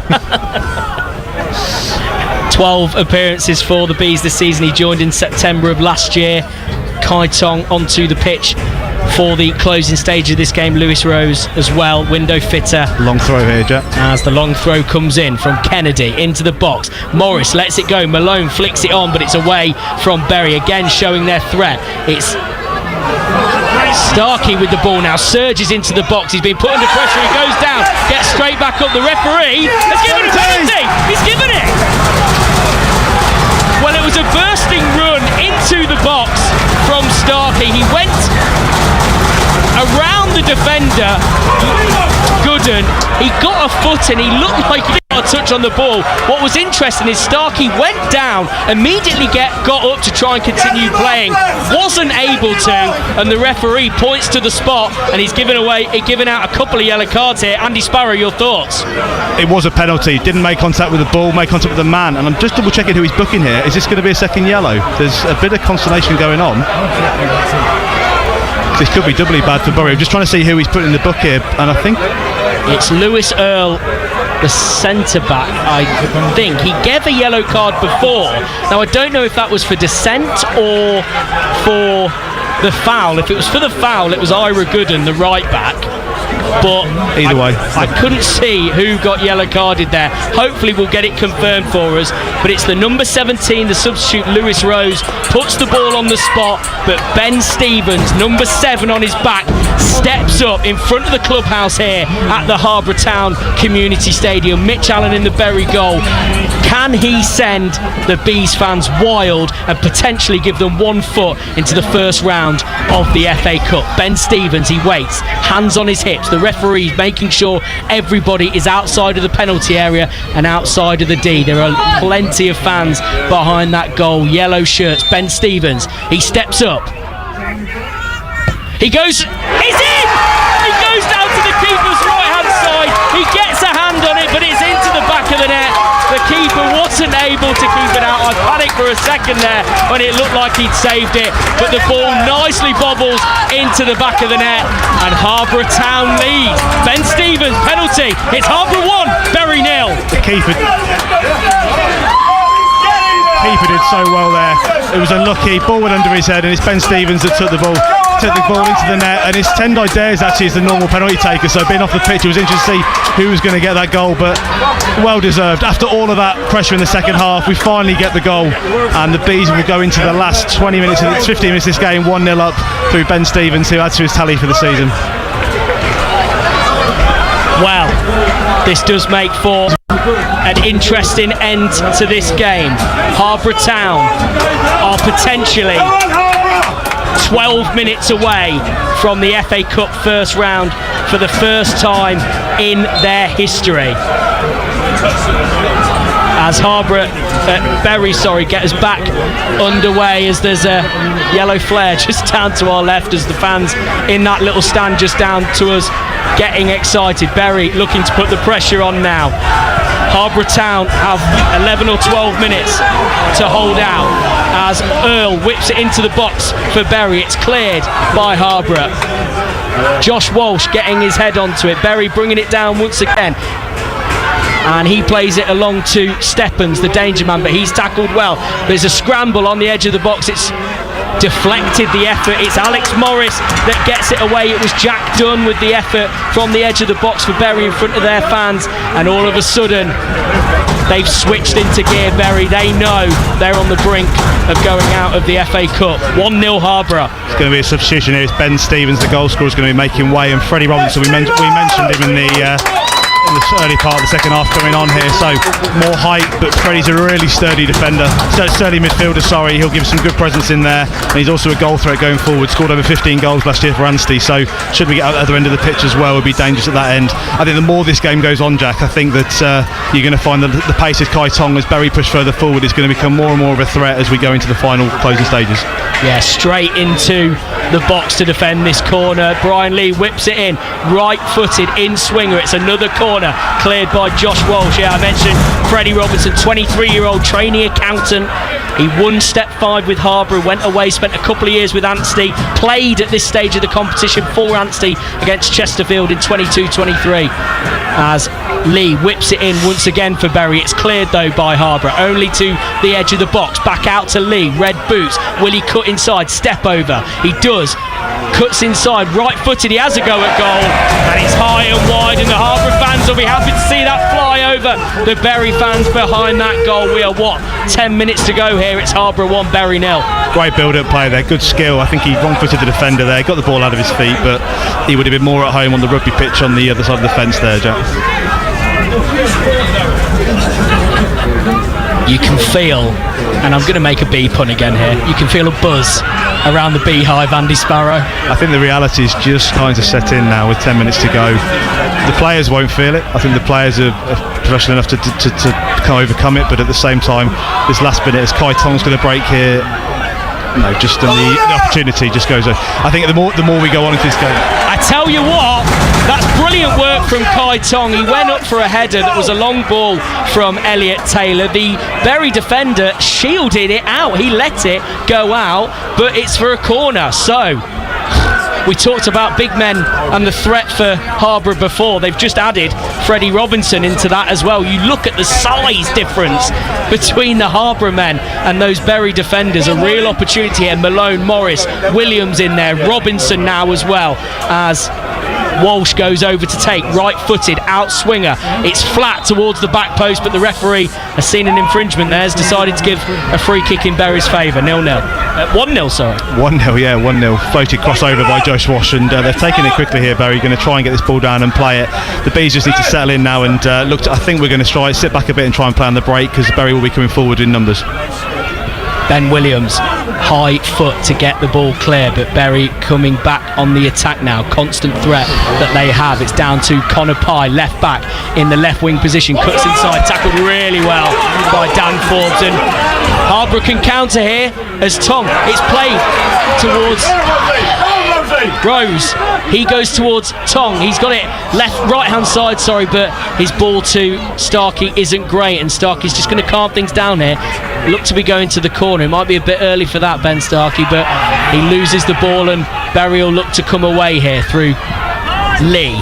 He then finds Fogarty, who's tackled well by Robinson, but they get it out to the right-hand side, Bury. Stephens now, the danger man. Josh Walsh with him for company. Josh Walsh gets a foot in, but Stephens around him. Right-hand side, into the box now, steps inside, goes to the byline, it's low along the floor, and the effort is deflected wide for Bury. It was Jack Dunn once again, 14 on his back, the substitute, and another opportunity for the Shakers here in the second half. It's 1-0 to Harborough. The first time all game I think Stephens got the better of Josh Walsh there, just wrong foots him, takes it round with a low ball in, and Harborough do well to clear there, but it's going to be a corner, so the danger's still not over, and it's going to be a substitute I think here as well.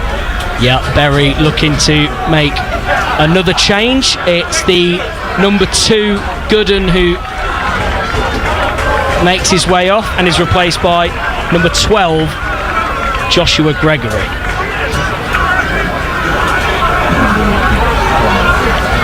As Bury have another corner to threaten the Harborough goal. Right hand side, it's whipped in swinger, but it's headed well away for Harborough, and Kai Tong putting pressure on Fogarty, but he's able to get it out wide to Alessandra. He cuts back in, goes right foot, crosses it in. It's headed well by Williams, almost on the floor by the time he was heading that, but he does a really good job to get it away. And Harborough are going to put the pressure on here. It's back to Mitch Allen in the goal. Kai Tong chasing him. He chooses to clear. It's brought down by Gaz Pete, the centre half in the centre circle, and Bury are going to look to come forward once again as they cut inside. He switches the play to Brian Lee, who's out on this right hand side now. He's got the centre back Earl for company. He whips a lovely cross into the box, but it's cleared well by Malone. He's been solid as you like at the back for Harborough Town today, the experienced defender, and Harborough look to come forward here. It's Starkey, he does really well to go round the defender into the Bury half now. Can they get something on the counter attack? Tong left hand side, he looks to chip it over, but it's defended well. Starkey back onto it, edge of the box, he has a go, but his shot is blocked, and Kai Tong will look to chase it once again, but Bury once again have the possession.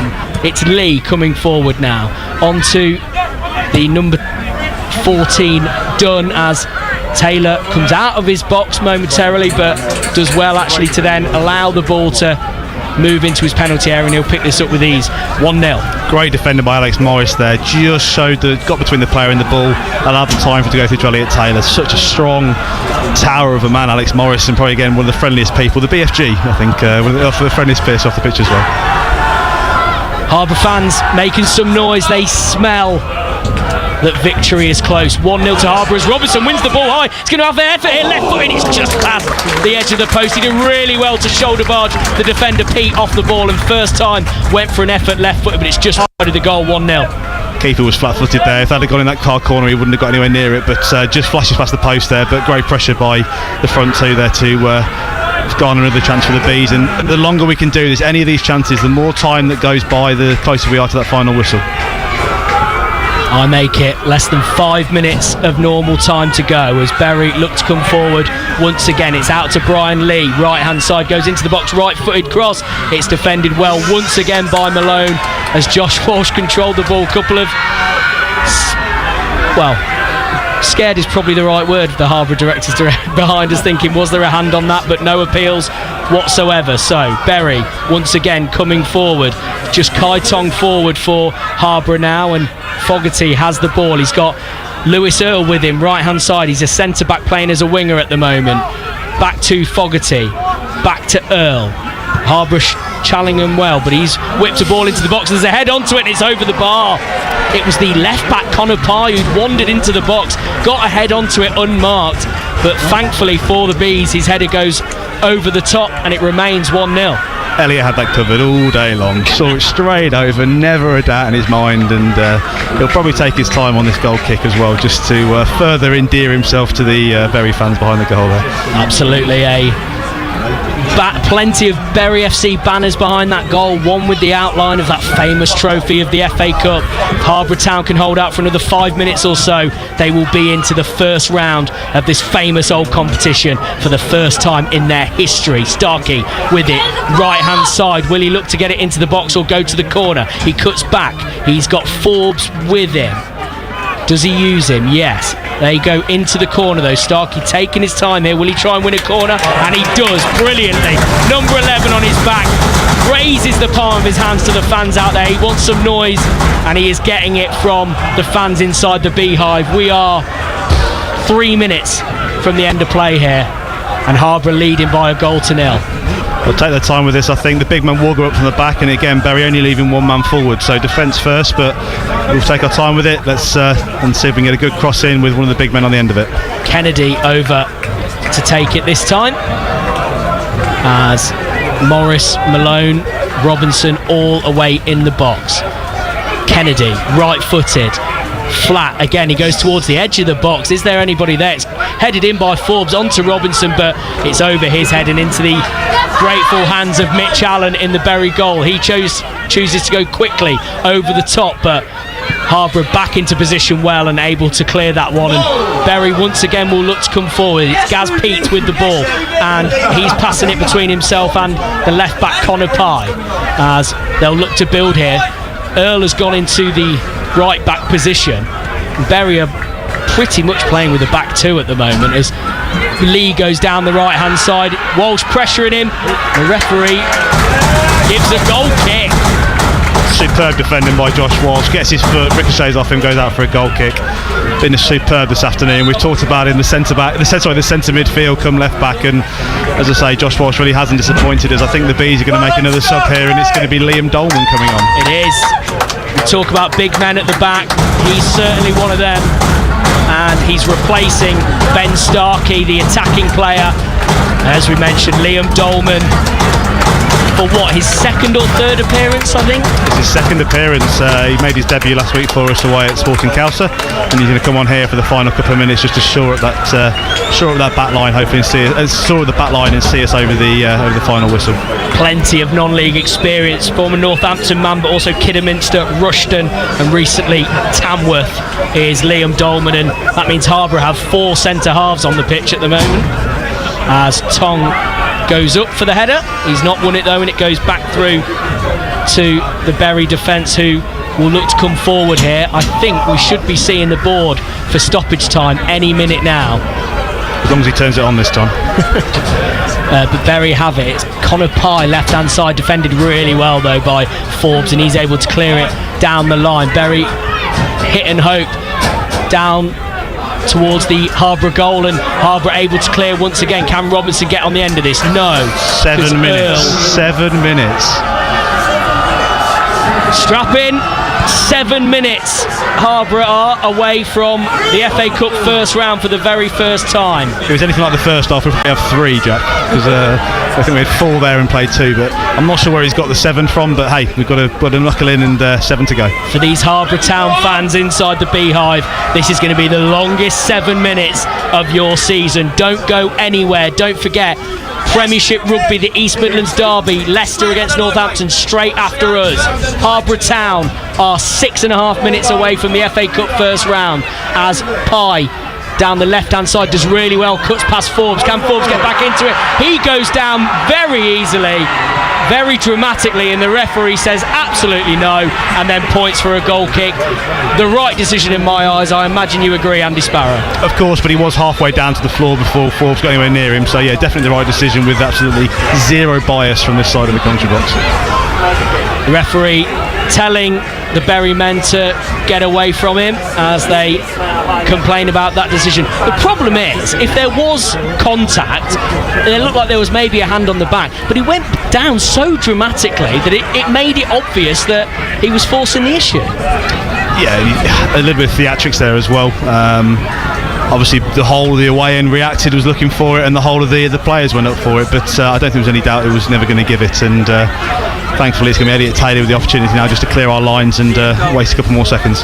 I make it 1.5 minutes into the 7 added on here, as he does go long towards Kai Tong, but it goes straight out for a Berry throw in inside their own half, and Pete takes that straight away to Mitch Allen, the goalkeeper, and then across to Lewis Earl. Centre back turn right back in this second half as Berry look to build. Can Harborough get a foot in here? They do. They've won it back. Josh Walsh does really well, but then it was Walsh who then I think Louis Rose is struggling with an injury here. He's just holding in the inside of his groin, and I'm not sure they've got any subs left to make, but he's not moving very freely at the front. You imagine he'll just do whatever he can, be a body. Yeah, you can see he's really limping, the number 17, Louis Rose, just in front of us for Harborough Town, but maybe he'll be the one staying out of the danger zone as a ball goes into the box. Appeals of handball from the Berry fans. No chance, says the referee, and Harborough clear once again. Berry, every single outfield player is in the Harborough half.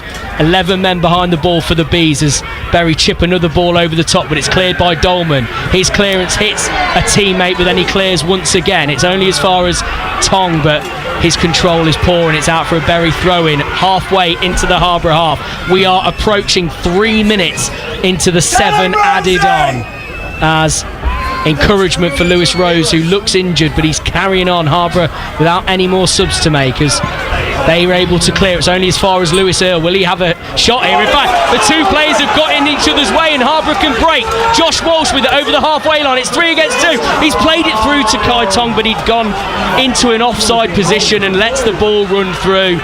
And Harborough may rue that opportunity to get forward. Kai Tong, though, does well getting back in with his defensive duties. It's Rose on the ball now, struggling, but still manages to get around his man. He's tackled, though, and it's won by Jack Dunn for Bury as they look to come forward. Robinson with a brilliant interception and tackle, and that's going to go all the way down into Bury's own left-back corner. 3.5 of the 7 played. The keeper, Mitch Allen's over to try and take the throw in. A couple of Harborough fans having a bit of fun and taking their time and giving the ball back to him just to eke out a few more seconds for their team. You will hear such noise here at the Harborough Town Community Stadium when this final whistle goes. They are 3 minutes away from the FA Cup for the very first time in this club's history. There's a bit of head tennis in the middle of the park. Robinson doing really well to stop the Bury attack. They've got it out on the left now, though, have the Shakers. Back inside to Bobby Carroll. He's going to look to play a ball over the top, is he, or out wide to Earl? He finds Earl in the right back position, looks to whip in across. He does. It's cleared by Malone once again. How many times have I said that this afternoon? It's back out, left hand side. Pete now in a left back position for Bury, the centre half. That one's cleared by Kennedy as a late tackle from, I think, Rose, the man struggling a little bit at the minute, and the referee gives a free kick in a dangerous position for Bury. 25 or so yards out, just to left of centre. 2 minutes of added time remain here. It's 1-0 Harborough Town. This is going to be their chance. I don't know, I can't see Hills over the ball here, but this is the one they've been waiting for. They're going to be the chance for Bury to get back into this, and can Harborough just hold for another couple of minutes? Looks like there's 3 men in the wall here for Harborough. Elliot Taylor just organised them to make sure they're covering the right place. Just a reminder, in the qualifying stages there are still replays, so if Bury were to get an equaliser, it would be a replay at Gig Lane. We think potentially as early as this coming Tuesday. We'll of course have details. The draw is on Monday night, 7 o'clock on BBC Two, live from Bradford City's Valley Parade. Bury taking their time here with this free kick. Steppens left-footed, Earl right-footed. Which one will it be? They're going to have an effort on goal. Steppens the top scorer for Bury. Will it be here? It looks like it's Earl shaping up, right-footed. It is Earl, and it hits the wall. He then heads it back into the danger zone. Away, Malone. And can Robinson get it? No, Steppens has got control. He whips it in from the left-hand side. It's away by Dolman this time. The big man with a big head away. We have a minute of the 7 remaining. Fogarty out to Steppens, left-hand side. He whips a ball back into the box. It's headed on, and Elliot Taylor collects and calmly heads down to the floor, has a little cheeky look to the Bury fans behind him, and just takes his time. I make it 30 seconds from the end of added time here at the Harborough Town Community Stadium. The directors of Harborough Town behind me, they're stood up. They are waiting, desperate for this final whistle as Kai Tong goes up for a header. It's out by the Bury man, Pete. It's a Harborough throw-in in the Bury half. 20 seconds to go. The referee takes a look at his watch.